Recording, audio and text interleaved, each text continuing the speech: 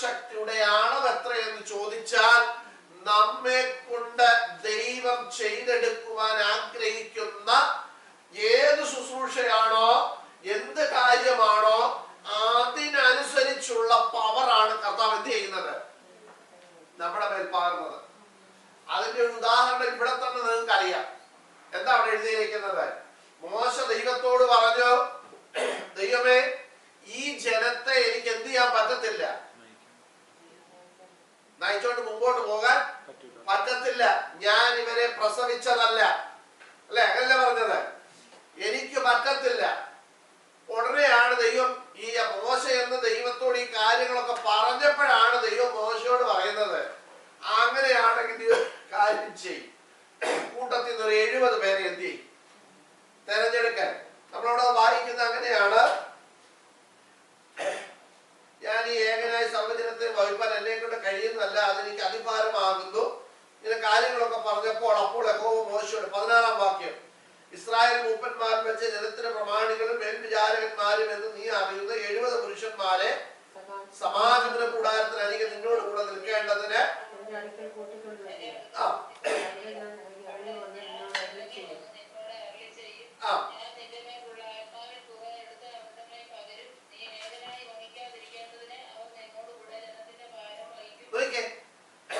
നീ ഏകനായിട്ട് ഈ ജനത്തിന്റെ ഭാരം വഹിക്കാതിരിക്കേണ്ടതിന് അവർ നിന്നോട് കൂടെ ചെയ്യും, ജനത്തിന്റെ ഭാരം വഹിക്കും. ശ്രദ്ധിച്ചേ, ഞാൻ ഇവിടെ പറഞ്ഞത് എനിക്കറിയത്തില്ല, നിങ്ങൾ ഇനി ശ്രദ്ധിക്കണം. നമ്മുടെ മേൽ ദൈവം പകർന്ന പരിശുദ്ധാത്മാവിന്റെ പ്രത്യേകത എന്തൊക്കെയാണെന്നുള്ളതാണ് ശ്രദ്ധിക്കണം. ഈ മോശയുടെ മേൽ പകർന്ന നിങ്ങൾ ശ്രദ്ധിക്കണം, പരിശുദ്ധാത്മാവിനെ കുറിച്ച് നമ്മൾ ഈ ദിവസങ്ങൾ പഠിച്ചുകൊണ്ടിരിക്കുന്നത്. ഒന്നാമതായിട്ട് നമ്മൾ കഴിഞ്ഞ ദിവസങ്ങളിലൊക്കെ പഠിച്ചു, പരിശുദ്ധാത്മാവ് എന്തിനാ?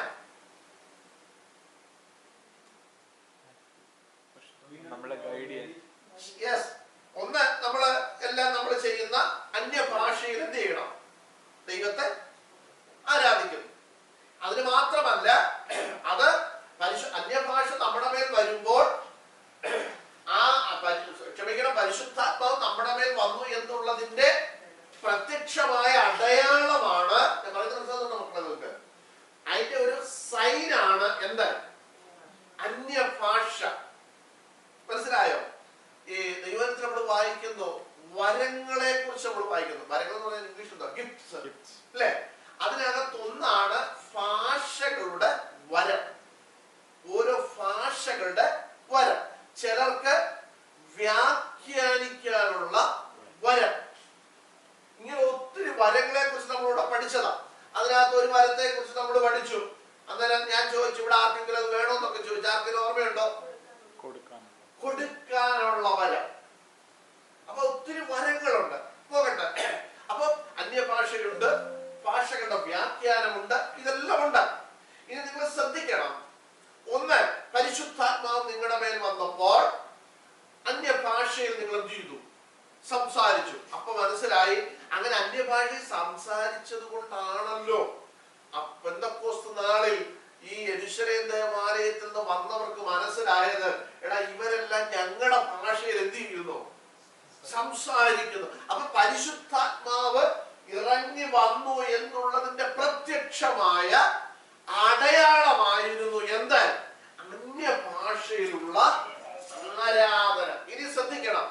അപ്പൊ പരിശുദ്ധാത്മാവ് നിങ്ങളുടെ മേൽ വന്നു, നിങ്ങൾ അതിനെ പ്രാപിച്ചു എന്നുള്ളതിന്റെ പ്രത്യക്ഷ അടയാളം എന്ത്? അന്യഭാഷയിൽ നിങ്ങൾ എന്ത് ചെയ്തു? സംസാരിച്ചു, ആരാധിച്ചു.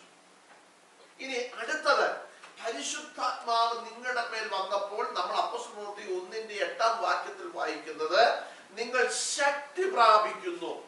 എന്തിനു വേണ്ടി? ക്രിസ്തുവിന്റെ സാക്ഷിയായി നിൽക്കുവാൻ. മനസ്സിലായോ? ക്രിസ്തുവിന്റെ, കർത്താവിന്റെ വിറ്റ്നസ് ആകാൻ വേണ്ടി. ഞാൻ കർത്താവിന്റെ വകയാണ്, ഞാൻ കർത്താവിന്റെ പൈതലാണ് എന്ന് ലോകത്തിന്റെ മുൻപിൽ നിങ്ങളെ തന്നെ ഷോ ചെയ്യാൻ, പ്രദർശിപ്പിക്കുവാനുള്ള ശക്തി ശക്തി പ്രാപിക്കുന്നതാണ് പരിശുദ്ധാത്മാവിനെ നിങ്ങൾ പ്രാപിക്കുന്നതിന്റെ കൊണ്ടുള്ള മറ്റൊരു ഉദ്ദേശം. രണ്ട്, ഇനി മൂന്നാമത്തേത്, പരിശുദ്ധാത്മാവ് നമ്മുടെ മേൽ വന്നു കഴിയുമ്പോൾ ഈ പരിശുദ്ധാത്മാവിനാൽ ഓരോ ദൈവ പൈതലിനെയും എന്ത് ചെയ്തിരിക്കുന്നു? സീൽ ചെയ്തിരിക്കുന്നു. എന്തിനു വേണ്ടി? വീണ്ടെടുപ്പ് നാളിലേക്ക് നമ്മെ എന്ത് ചെയ്തിരിക്കുകയാണ്? സീൽ ചെയ്തിരിക്കുകയാണ്. മനസ്സിലായോ? ഇനി മറ്റ് ഒന്ന്, പരിശുദ്ധാത്മാവിനെ നിങ്ങൾ പ്രാപിക്കുമ്പോൾ നിങ്ങൾക്ക് പാപത്തെ കുറിച്ചും നീതിയെ കുറിച്ചും ന്യായവിധിയെ കുറിച്ചും നിങ്ങൾക്ക് എന്ത് വരും? ബോധം വരുവാനിടയായിത്തീരും. മനസ്സിലായോ? അപ്പൊ നോക്കി, ഇപ്പൊ എത്രണ്ണം ഞാൻ പറഞ്ഞു? 4 പറഞ്ഞു. ഓർമ്മയുണ്ടോ? ഒന്ന്, പരിശുദ്ധാത്മാവ് നിങ്ങളുടെ മേൽ വന്നു എന്നുള്ളതിന്റെ അടയാളമാണ് എന്ത്? അന്യഭാഷ. അതൊരു വരമാണ്, അതൊരു ഗിഫ്റ്റാണ്. 2, പരിശുദ്ധാത്മാവ് നിങ്ങളുടെ മേൽ വരുമ്പോൾ നിങ്ങൾ എന്ത് ചെയ്യും? ശക്തി പ്രാപിക്കും. എന്തിനാ ശക്തി പ്രാപിക്കുന്നത്? ദൈവത്തിന്റെ സാക്ഷി. ഞാൻ ക്രിസ്തുവിന്റെ സാക്ഷിയാണ്. ഞാൻ കർത്താവിനെ എന്റെ ഉള്ളിൽ എന്ത് ചെയ്തിരിക്കുന്നു? സ്വീകരിച്ചിരിക്കുന്നു. നിങ്ങൾക്കറിയാം, ഒരു 2-3 വർഷത്തിന് മുൻപ് ഒളിമ്പിക്സിൽ പോയ ഒരു ഷൂട്ടിംഗ് താരം, അവർക്ക് സ്വർണ്ണ മെഡൽ കിട്ടിക്കഴിഞ്ഞപ്പോൾ ആ മലയാളിയാ, അവര് പറഞ്ഞു ഒറ്റ പ്രാവശ്യം അത് പത്രക്കാരെ കാണിച്ചുള്ളൂ, പിന്നെ അവരത് എന്ത് ചെയ്തു? കട്ട് ചെയ്തവര്. നിങ്ങൾ ആരെങ്കിലും കേട്ടത് എനിക്ക് അറിയത്തില്ല. അവര് പറഞ്ഞു, ഞാൻ ജീസസ് ക്രൈസ്റ്റിന്റെ ഭയങ്കര വിശ്വാസിയായ ഒരു വ്യക്തിയാണ്. ആ മെഡൽ കിട്ടിക്കഴിഞ്ഞപ്പോൾ പത്രക്കാരി എന്നിട്ട് ചോദിച്ചു, നിങ്ങൾക്ക് ഈ മെഡൽ കിട്ടിയപ്പോൾ നിങ്ങളുടെ ഫീലിംഗ് എന്താണ്, സന്തോഷം എന്താണ് എന്നൊക്കെ ചോദിച്ചു കഴിഞ്ഞപ്പോൾ ആദ്യം പറഞ്ഞത്, ഞാൻ ജീസസ് ക്രൈസ്റ്റിന്റെ ഒരു ഭയങ്കര വിശ്വാസിയാണ്. അവരെ തന്നെ എന്ത് ചെയ്തു? ഷോ ചെയ്യുക, ഞാൻ ആരാ? ഞാൻ യേശു ക്രിസ്തുവിന്റെ ഒരു സാക്ഷിയാണ്. നിങ്ങൾക്കറിയാം, നിങ്ങളെല്ലാം അറിയാവുന്ന ഒരു വലിയ ക്രിസ്തീയ പാട്ടുകാരനുണ്ട്, ഇമ്മാനുവൽ ഹെൻറി. നിങ്ങൾ കേട്ടിട്ടുണ്ട് അല്ലെ? അദ്ദേഹം ജയിച്ചു വരുന്നത് എവിടെയാണെന്ന് അറിയാമോ? ഏഷ്യാനെറ്റിന്റെ സ്റ്റാർ സിംഗറിലൂടെ അദ്ദേഹം വരുന്നത്. സ്റ്റാർ സിംഗർ അദ്ദേഹത്തിന് 2nd പ്രൈസാണ് കിട്ടിയത്. ഫസ്റ്റ് പ്രൈസ് വേറൊരു പെങ്കൊച്ചിനാണ് കിട്ടിയത്. ഈ 2nd പ്രൈസ് കിട്ടിക്കഴിഞ്ഞപ്പോൾ അവൻ ആ സ്റ്റേജിൽ അവൻ ജീസസ് ക്രൈസ്റ്റിനെ എന്ത് ചെയ്തു? യേശുവിനെ അവൻ എന്ത് ചെയ്തു? നിങ്ങളൊക്കെ കണ്ട ഒരു കാര്യമാണ്. നോക്കിക്കേ, ഞാൻ പറഞ്ഞത്, ഈ പരിശുദ്ധാത്മാവ് നമ്മുടെ മേൽ വരുമ്പോൾ നമ്മൾ 10 ആള് കൂടുമ്പോ, അല്ലെങ്കിൽ ഒരു സഭയിൽ നമ്മൾ കൂടി വന്നൊരു പാട്ടൊക്കെ പാടി കഴിയുമ്പോ അന്യഭാഷ പറഞ്ഞ് ആരാധിക്കാൻ വേണ്ടി മാത്രമല്ല, മറിച്ച് നാം യേശുവിന്റെ വകയാണെന്ന്, ഞാൻ ക്രിസ്തുവിന്റെ വകയാണെന്നും ക്രിസ്തു എന്റെയാണെന്നും ലോകത്തിന് മുൻപിൽ നമ്മളെ പ്രദർശിപ്പിക്കുവാൻ, ഷോ ചെയ്യുവാനുള്ള ശക്തി നമ്മൾ എന്ത് ചെയ്യും? പ്രാപിക്കും. അങ്ങനല്ലേ നമ്മൾ ദൈവത്തിൽ വായിക്കുന്നത്? എന്നാൽ പരിശുദ്ധാത്മാവ് നിങ്ങളുടെ മേൽ വരുമ്പോൾ നിങ്ങൾ ശക്തി ലഭിച്ചിട്ട് യെരൂശലേമിലും യഹൂദ്യയിൽ എല്ലായിടത്തും ശമരിയിലും ഭൂമിയുടെ അറ്റത്തോളം എന്റെ സാക്ഷികളായി തീരും. അപ്പൊ നോക്കിക്കേ, ഈ പരിശുദ്ധാത്മാവിനെ നാം പ്രാപിച്ചിട്ടില്ലാത്തത് കൊണ്ടാണ്, ഞാൻ ക്രിസ്തുവിന്റെ വകയാണ്, ഞാൻ ഒരു ദൈവ പൈതലാണ്, ഞാൻ വീണ്ടും ജനനം പ്രാപിച്ചവനാണെന്ന് മറ്റുള്ളവരുടെ മുമ്പിൽ പറയാൻ നമുക്ക് മടിയാകുന്നത്. മനസ്സിലായോ? ഞങ്ങളുടെ ചർച്ചിലൊക്കെ കുറെ പേര് ഗൾഫിൽ നിന്ന് വരുമായിരുന്നു. ഗൾഫിൽ നിന്ന് ഇവിടെ നാട്ടിൽ വരുമ്പോ അവർ ഞങ്ങളുടെ ചർച്ചിൽ വന്നെത്തി. അല്ല, ഗൾഫിൽ നിന്നൊക്കെ വരും. വന്നു കഴിഞ്ഞിട്ട് ഇങ്ങനെ പമ്മി പതുങ്ങിയൊക്കെ ചിലപ്പോ ചർച്ചിൽ വരും.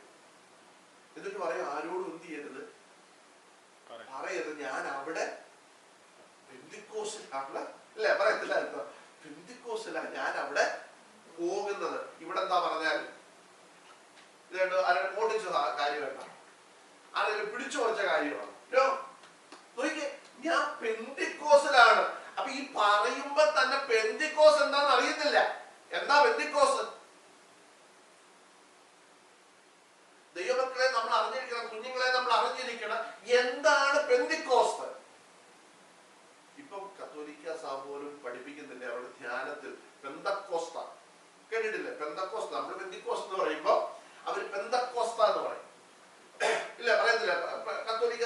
ധ്യാനത്തിലൊക്കെ പറയും പെന്തക്കോസ്ത.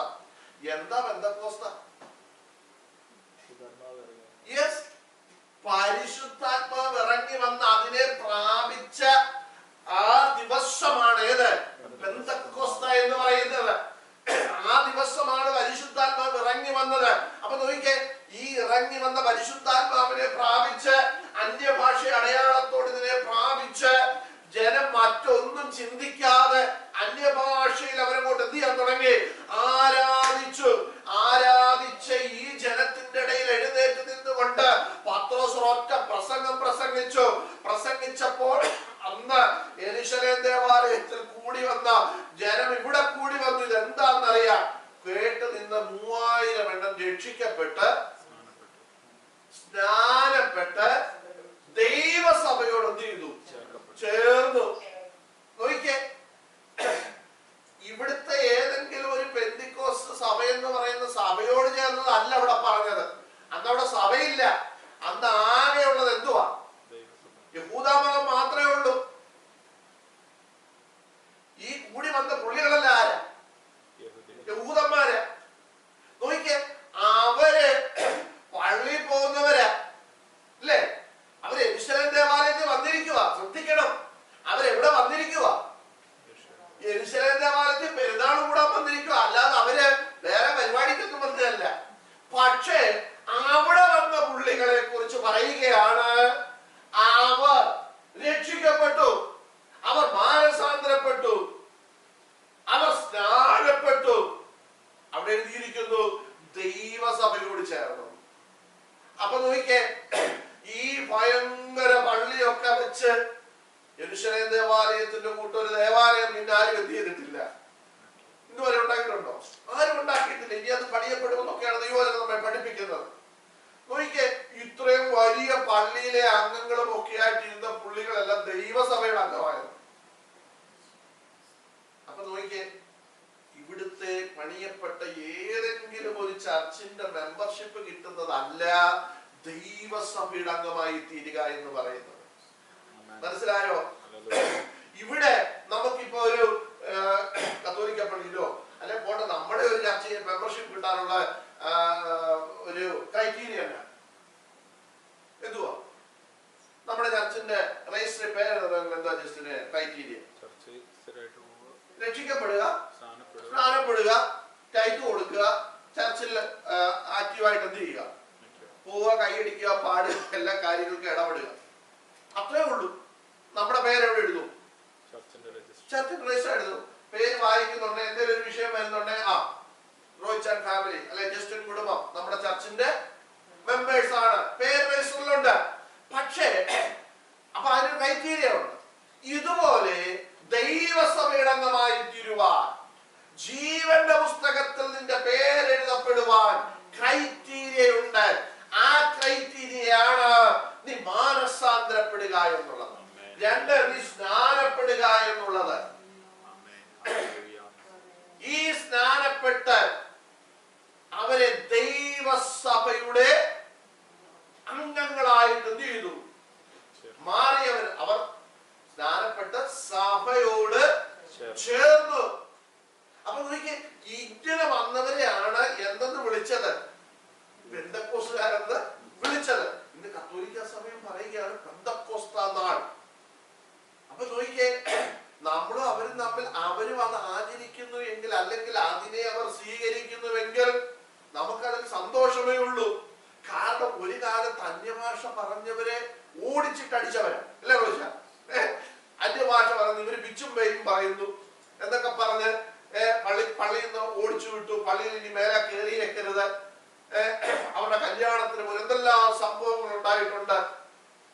ഞങ്ങളോടൊക്കെ ഉണ്ടായിട്ടുണ്ട്. ബെന്തിക്കോസിൽ പോയെന്ന് പറഞ്ഞ് പ്രയർ നടന്നുകൊണ്ടിരിക്കുമ്പോൾ അച്ഛന്മാരും ഒന്ന് ബഹളം ഉണ്ടാക്കിയ സംഭവങ്ങളൊക്കെ ഞാൻ കണ്ടുകൊണ്ടിരുന്നിട്ടുണ്ട്. അപ്പൊ നോക്കിയേ, ഇന്ന് ഈ പറഞ്ഞവരെല്ലാം എന്ത് ചെയ്യുക? അന്യഭാഷയും ആരാധിക്കുക. ഇതാണ് നാം ദൈവവചനത്തിൽ വായിക്കുന്നത്. അന്ത്യകാലത്ത് ഞാൻ സകല ജഡത്തിന്മേലും എന്റെ എന്നുവെച്ചാൽ വേണ്ട വേണ്ട, ഇത് കള്ളമാണ്, ഇത് ചുമ്മാതാണ്, ഇത് ചുമ്മാ നിങ്ങളുടെ പരിപാടിയാണ്, അടവാണ്, ആളിനെ കൂട്ടാനെന്നൊക്കെ ഉള്ള പറഞ്ഞ് നടന്ന പുള്ളികളെല്ലാം ഇപ്പൊ എന്ത് ചെയ്യാൻ തുടങ്ങി? സംസാരിക്കാൻ തുടങ്ങി. അവരും സമ്മതിച്ചു പെന്തക്കോസ്ത് നാൾ ഉണ്ട്. പെന്തക്കോസ്ത് നാളിൽ പരിശുദ്ധാത്മാവ് ഇറങ്ങി വന്ന് അവരും എന്ത് ചെയ്യാൻ തുടങ്ങി. നമുക്കറിയാം ഈ ധ്യാനമൊക്കെ പോട്ടയാന്ന് തോന്നിരിക്കുന്ന ആദ്യമായിട്ട് ഈ ധ്യാനത്തിന്റെ ഒക്കെ അവരങ്ങോട്ട് എന്ത് പറയാൻ തുടങ്ങി, അന്യഭാഷ പറയാൻ തുടങ്ങി. ഇനി അതിന് തെറ്റോ അല്ലെ അത് ഉടായിപ്പൊക്കെ ദൈവം അവരുമായിട്ട് എന്ത് ചെയ്തോട്ടെ, തീർത്തോട്ടെ. ഇത് ഉണ്ടെന്നത് സംഭവിച്ചല്ലോ. അവര് പറയുന്നത് ചുമ്മാതാണോ അല്ലെങ്കിൽ അത് പ്രാപിച്ചിട്ടാണോ എന്ന് നമുക്കറിയത്തില്ല, നമ്മൾ അത് വിധിക്കാൻ വേണ്ട. പക്ഷേ അവരിനി അത് ചുമ്മാതെ പറഞ്ഞതാണെങ്കിൽ ഇത് ഉണ്ടെന്ന് എന്ത് ചെയ്തു, ഞാൻ പറഞ്ഞു ഉണ്ടെന്ന് അവര് എന്ത് ചെയ്തു ചോദിച്ചാൽ സമ്മതിച്ചു അല്ലേ. പിന്നെ പറഞ്ഞു പെന്തക്കോസ്ത് നാളിൽ പരിശുദ്ധാത്മാവ് ഇറങ്ങി വന്നത്. അന്ന് വരെ പറയാത്ത പുള്ളികളൊക്കെ പറയാൻ തുടങ്ങി. ഇന്നിപ്പൊ ധ്യാനത്തിന്റെ കളിയാണ് നാട്ടില് അല്ലേ. 5 ദിവസം 7 ദിവസം എത്ര ദിവസമാ അങ്ങ് ധ്യാനത്തോടെ ധ്യാനം. ഇവിടെ അല്ല എന്നാ പറയുന്നത്, ഇവിടെ അല്ല അവർ അന്യഭാഷ പറയുമല്ലേ. എടാ അതാണ് ദൈവത്തിന്റെ പ്രവചനത്തിൽ എഴുതി വെച്ചത്. യോവേൽ പ്രവാചകൻ എഴുതി വെച്ചു, അന്ത്യകാലത്ത് ഞാൻ സകല ജഡത്തിന്മേലും എന്റെ ആത്മാവിനെ എന്ത് ചെയ്യും, പകരും. അവർ അന്യ ഭാഷകളിൽ എന്ത് ചെയ്യും, സംസാരിക്കും. അടുത്തവർ പ്രവചിക്കും. അവർ ദർശനങ്ങൾ കാണും, സ്വപ്നങ്ങളെ കാണാൻ തുടങ്ങും. നോക്കിക്കേ, അപ്പൊ ഇതെല്ലാം സംഭവിച്ചേ പറ്റത്തുള്ളൂ. അപ്പൊ നിങ്ങൾ ഒരു കാര്യം ഇത് പറയുന്നതിന്റെ കൂട്ടത്തിൽ കയറ്റി ഞാൻ പറയട്ടെ, ഇങ്ങനെ വേണ്ട എന്നും ഇത് തെറ്റാണെന്നും ഇത് ഉടായിപ്പാണെന്നും പറഞ്ഞ് നടന്നവർ പറയാൻ തുടങ്ങിയെങ്കിൽ നമ്മൾ ഇന്ന് എവിടെ എത്തി നിൽക്കുന്നു, എവിടെ നിൽക്കുന്നു? അന്ത്യകാലം അല്ലെ.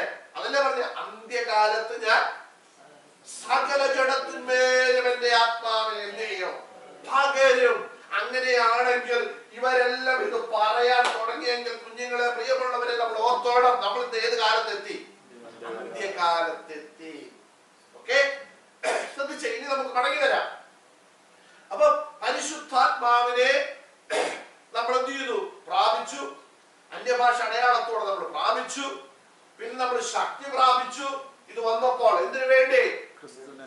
ക്രിസ്തുവിന്റെ സാക്ഷിയായി നിൽക്കുക. നമ്മൾ എന്താ പാടി, ലോർഡ് ഐ നീഡ് യു. എനിക്ക് നിന്നെ എന്ത് ചെയ്യണം, വേണം.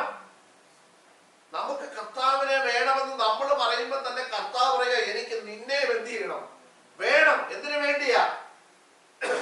ദൈവമക്കളെ, ഈ കർത്താവിന്റെ ഒറ്റ ദിവസം കൊണ്ട് ദൂതന്മാരെ ഇങ്ങോട്ട് ഇറക്കി ഇവിടെ എല്ലാം സുവിശേഷം പറഞ്ഞ് തീർക്കാൻ പറ്റത്തില്ലേ? പറ്റത്തില്ലേ? പറ്റും. പക്ഷേ കർത്താവ് ആ ഒരു കാര്യം ആരെയാ ഏൽപ്പിച്ചത്? ദൈവത്തെ പ്രവാഹിക്കുന്നു. ദൂതന്മാര് പോലും കുനിഞ്ഞെന്ത് ചെയ്യുക, നോക്കുക ഈ ശുശ്രൂഷയിലേക്ക്. അവർക്ക് ചെയ്യാൻ പറ്റാത്ത ഒരു വലിയ കാര്യം രക്ഷിക്കപ്പെട്ട ഓരോ ദൈവപൈതലിനെ എന്ത് ചെയ്തിരിക്കുക, ഏൽപ്പിച്ചിരിക്കുക. എന്നിട്ട് അതിനു വേണ്ടിയുള്ള ശക്തിയും കൂടെ എന്ത് ചെയ്യുന്നു, നമ്മളത് പ്രാപിക്കുക, നമ്മൾ എന്ത് ചെയ്യുക, കൊടുക്കുക. നിങ്ങൾക്കറിയാം, ഇവിടെ നമുക്ക് ഈ കൊറിയർ സർവീസ് ഉണ്ട്, DPD DHL, ഇങ്ങനെ അതിന്റെ പ്രൈവറ്റ് ഇതെടുക്കാം. നമുക്കൊരു വണ്ടി ഉണ്ടെങ്കിൽ നമുക്ക് എന്ത് ചെയ്യാം, അവരുടെ മെയിൻ ഇതിൽ ചെന്ന് പേരൊക്കെ രജിസ്റ്റർ ചെയ്ത് അവര് അതിന് കുറെ ക്രൈറ്റീരിയ ഉണ്ട്, അതൊക്കെ ചെയ്ത് കഴിയുമ്പോൾ നമുക്ക് ചെന്ന് ഈ അവരുടെ ഈ പാർസൽ കളക്ട് ചെയ്ത് നമുക്ക് വീടുകളിൽ എന്ത് ചെയ്യാം, കൊണ്ട് കൊടുക്കാം. അതിന് നമുക്ക് കമ്മീഷനും കാര്യങ്ങളും ഒക്കെ കിട്ടും. ഞാൻ ഇവിടെ ഒക്കെ അടുത്ത ഒത്തിരി പേര് ചെയ്യുന്നുണ്ട്. ഇവര് ഇതെടുത്ത് കഴിഞ്ഞിട്ട് ഇവര് നേരെ ഇതിന്റെ വലിയ ഓഫീസിൽ ചെന്നിട്ട് ഈ പാർസൽ എല്ലാം എന്ത് ചെയ്യുക, കളക്ട് ചെയ്യും. കളക്ട് ചെയ്ത് അവരുടെ വണ്ടിക്കകത്ത് കയറ്റിയിട്ട് ഓരോ വീടുകളിലും എന്ത് ചെയ്യുക, കൊണ്ടു കൊടുക്കുക. അതോ ചുമ്മാതെ DHL അല്ല DPD എന്ന് പറഞ്ഞ പേരെടുത്ത് വണ്ടി ഓടിച്ച് ഓരോ വീടിന് മുമ്പിൽ ചെല്ലുക അല്ല, അവര് കളക്ട് ചെയ്തു. നോക്കിയേ, നാം പരിശുദ്ധാത്മാവിനെ നമ്മുടെ ജീവിതത്തിലേക്ക് കളക്ട് ചെയ്തു, പ്രാപിച്ചിട്ട് നമ്മൾ മറ്റുള്ളവരുടെ മുമ്പിൽ ചെന്നിട്ട് നമ്മളെ തന്നെ ക്രിസ്തുവിന്റെ സാക്ഷിയാണെന്ന് നമ്മുടെ ഭവനക്കാരുടെ മുമ്പിൽ, നമ്മുടെ വീട്ടുകാരുടെ മുമ്പിൽ, നമ്മുടെ ബന്ധുക്കളുടെ മുമ്പിൽ, നമ്മുടെ കൂട്ടുകാരുടെ മുമ്പിൽ, നാട്ടുകാരുടെ മുമ്പിൽ നമ്മെ തന്നെ നമ്മൾ ഷോ ചെയ്യുക. ഞാൻ ആരാണ്? ഞാനൊരു ദൈവ പൈതലാണ്, ഞാൻ ദൈവസഭയുടെ അംഗമാണ്. നമുക്കതിന് കഴിയുന്നില്ല എങ്കിൽ ഓർത്തോളം നമ്മുടെ മേൽ എന്ത് വന്നിട്ടില്ല ഇതുവരെ? പരിശുദ്ധാത്മാവ് വന്നിട്ടില്ല. പരിശുദ്ധാത്മാവ് വന്നു കഴിയുമ്പോൾ ഏത് വ്യക്തിയുടെ മുമ്പിൽ നിന്നുകൊണ്ട് നമുക്ക് പറയാൻ കഴിയും, ധൈര്യത്തോടെ പറയാൻ കഴിയോ, ഞാൻ യേശുവിന്റെ വകയാണ്, യേശു എന്റെ സ്വന്തമാണ് എന്ന് നമുക്ക് പറയാൻ കഴിയും. Praise the Lord. സ്തോത്രം. അപ്പം രണ്ട്, നമ്മൾ ശക്തി പ്രാപിച്ചു എന്തിനു വേണ്ടി? കർത്താവിന്റെ സാക്ഷികളാകാൻ.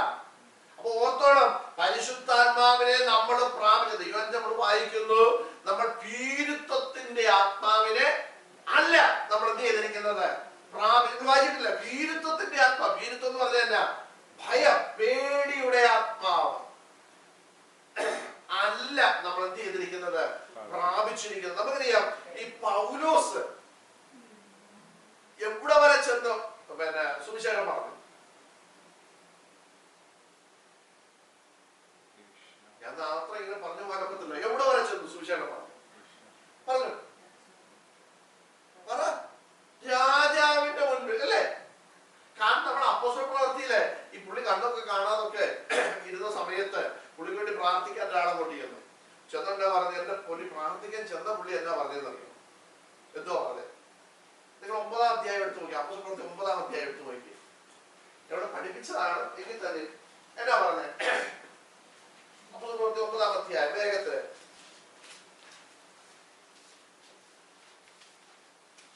9-ാം അധ്യായം 12-ാം വാക്യം വായിച്ചേ.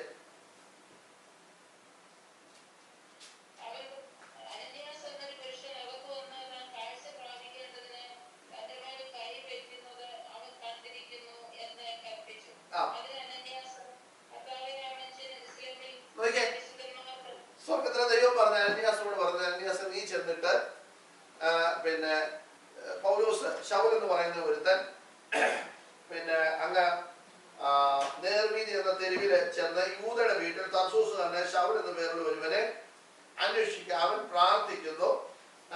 അവന് അനന്യാസ് എന്ന് പറയുന്ന ഒരു വ്യക്തി വന്ന് തന്റെ മേൽ കൈവയ്ക്കുന്നത് തനിക്ക് കാഴ്ച പ്രാപിക്കുന്ന അങ്ങനെ എഴുതിയിരിക്കുന്നത്.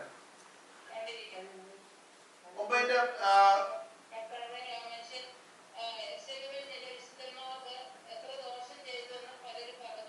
മതി നോക്കിക്കേ.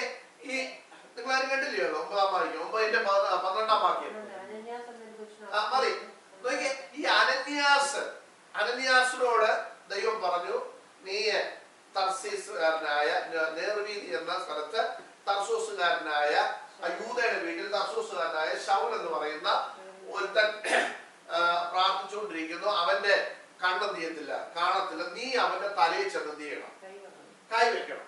കൈവെച്ച് അപ്പൊ തലയെ കൈവച്ചുള്ള പ്രാർത്ഥന എവിടെ ഉണ്ട്? അപ്പൊ തലയെ കൈവച്ച് നീ പ്രാർത്ഥിക്കുന്നതായിട്ടൊക്കെ കാണുന്നു എന്ന് പറഞ്ഞ് ഈ അനന്യാസിനെ എങ്ങോട്ട് വിടുവാ?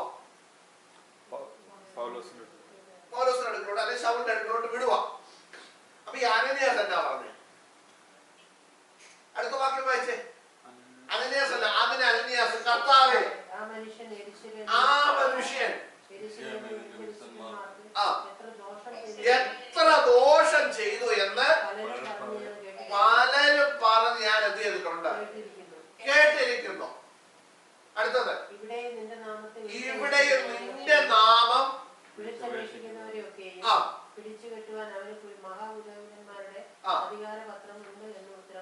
ഉത്തരം പറഞ്ഞു. കർത്താവ് എന്നാ പറഞ്ഞു? കർത്താവ് അനന്യാസിനോട് പറഞ്ഞു, നീ പോക. അവൻ എന്റെ നാമം ആരെ? ശൗൽ.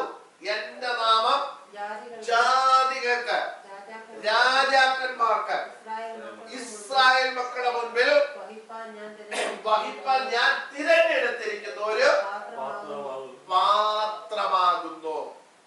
കണ്ടോ? നോക്കിക്കേ, ഈ പൗലോസ് എപ്പോഴും ദൈവസന്നിധിയിൽ തന്നെ തന്നെ താഴ്ത്തി താൻ ഒന്നുമില്ല എന്ന് പറയാനുള്ള ഒരു കാരണം ഇവിടെ ഉണ്ട്. എന്താണെന്നറിയോ? താൻ ആരാണെന്നുള്ള ഒരു തിരിച്ചറിവ് തനിക്കുണ്ടായിരുന്നു. ഇവിടെ പൗലോസിനെ ദൈവം തെരഞ്ഞെടുത്ത് എന്തിനാണ്? ദൈവത്തിന്റെ നാമം ജാതികൾക്കും രാജാക്കന്മാരുടെ അടുത്തും പിന്നെ ഇസ്രായേൽ മക്കളുടെ അടുത്തും പോയി ദൈവത്തിന്റെ നാമം പറയാൻ വേണ്ടി ഈ പൗലോസ് താൻ ഇതിലൊന്നും ഇല്ല.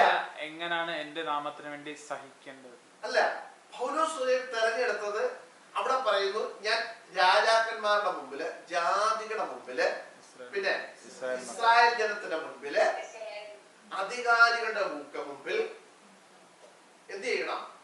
എന്റെ നാമം വഹിപ്പാൻ ഞാൻ തിരഞ്ഞെടുത്ത എന്തുവാ? ഒരു പാത്രം. ഈ പാത്രത്തിന് എന്തെങ്കിലും പ്രത്യേകതയുണ്ടോ? ഞാൻ ചോദിക്കട്ടെ, നിങ്ങളെ ഇവിടെ ഈ പോപ്കോൺ കിട്ടുന്ന പ്ലാസ്റ്റിക് ഡബ്ബ ഈ അതിന്റെ പുറത്ത് ഇങ്ങനെ ഒരു പടവും കണ്ടിട്ടില്ലേ? ഈ ഒട്ടിച്ച് അതിനകത്ത് നിറച്ച് പോപ്കോൺ ആക്കി 2 പൗണ്ട് 2.5 പൗണ്ടോ എത്ര 3 പൗണ്ട് 2.5 പൗണ്ട്. ഈ 2.5 പൗണ്ട് വെച്ച് ഈ പോപ്കോൺ നിറച്ച്, ഉദാഹരണമാണ്, ശ്രദ്ധിച്ചോണം, വെച്ചിരിക്കുക. ഈ പോപ്കോൺ ഈ പാത്രം കണ്ടിട്ടാണോ നിങ്ങൾ ആ സാധനം മേടിച്ചത്, അതോ അതിനകത്തിരുന്ന പോപ്കോൺ കണ്ടിട്ടാണോ? ഉള്ളതേ പറയാമോ? പാത്രം കണ്ടിട്ട് വാങ്ങിക്കുന്നവരുണ്ട്. ഞാൻ അവരുടെ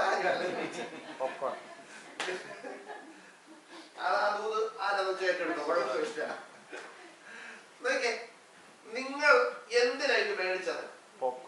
ഈ പാത്രം കിട്ടാനാണ്. ആ പാത്രം ഒരു കാശിന് കൊള്ളാത്ത സാധനമാണ്, അല്ലേ? നല്ല കൈ താഴെ വീണാൽ അത് പൊട്ടിപ്പോകുന്നതാ. നിങ്ങൾ എന്ത് കണ്ടിട്ടാണ് മേടിച്ചത്? പോപ്കോൺ. ഈ പോപ്കോൺ അതിനകത്ത് മാറ്റിയിട്ട് ഇതിന്റെ സ്റ്റിക്കർ മാത്രം ഒട്ടിച്ച് അവിടെ വെച്ചാൽ 2.5 പൗണ്ട് എഴുതി വെച്ചിരിക്കുവോ? അത് മേടിക്കുമോ? മേടിക്കത്തില്ല. കാരണം എന്താ? അതിനകത്ത് എന്തില്ല? പോപ്കോൺ ഇല്ല. അതിനകത്ത് എന്ത് മാത്രമേ ഉള്ളൂ? വേപ്രോട്ടീൻ മാത്രമേ ഉള്ളൂ. മനസ്സിലായോ? ഞാൻ പറഞ്ഞത് പൗലോസിനറിയാം ഞാൻ എന്താ ഒരു പാത്രം. ഈ പാത്രത്തിനകത്തേക്ക് ദൈവത്തിന്റെ അവിടെ പറഞ്ഞ എന്റെ നാമം, എന്റെ നാമത്തിന് വായിച്ച വാക്ക്, എന്റെ നാമം വഹിക്കുവാൻ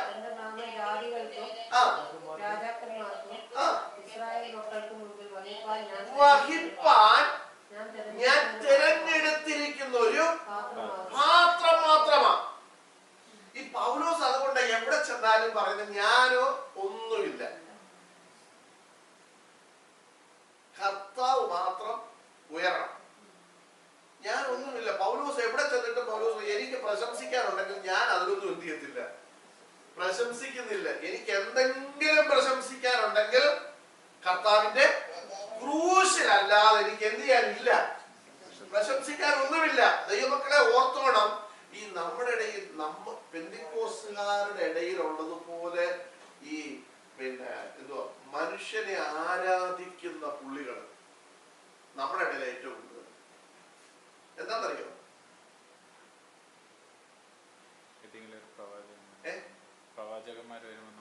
ഏതെങ്കിലും ഒരു നല്ല കൺവെൻഷൻ പ്രാസംഗം വന്നു കഴിഞ്ഞാൽ പുള്ളി പറയുന്നത് കണ്ണുമടച്ച് നമ്മൾ എന്ത് ചെയ്യും?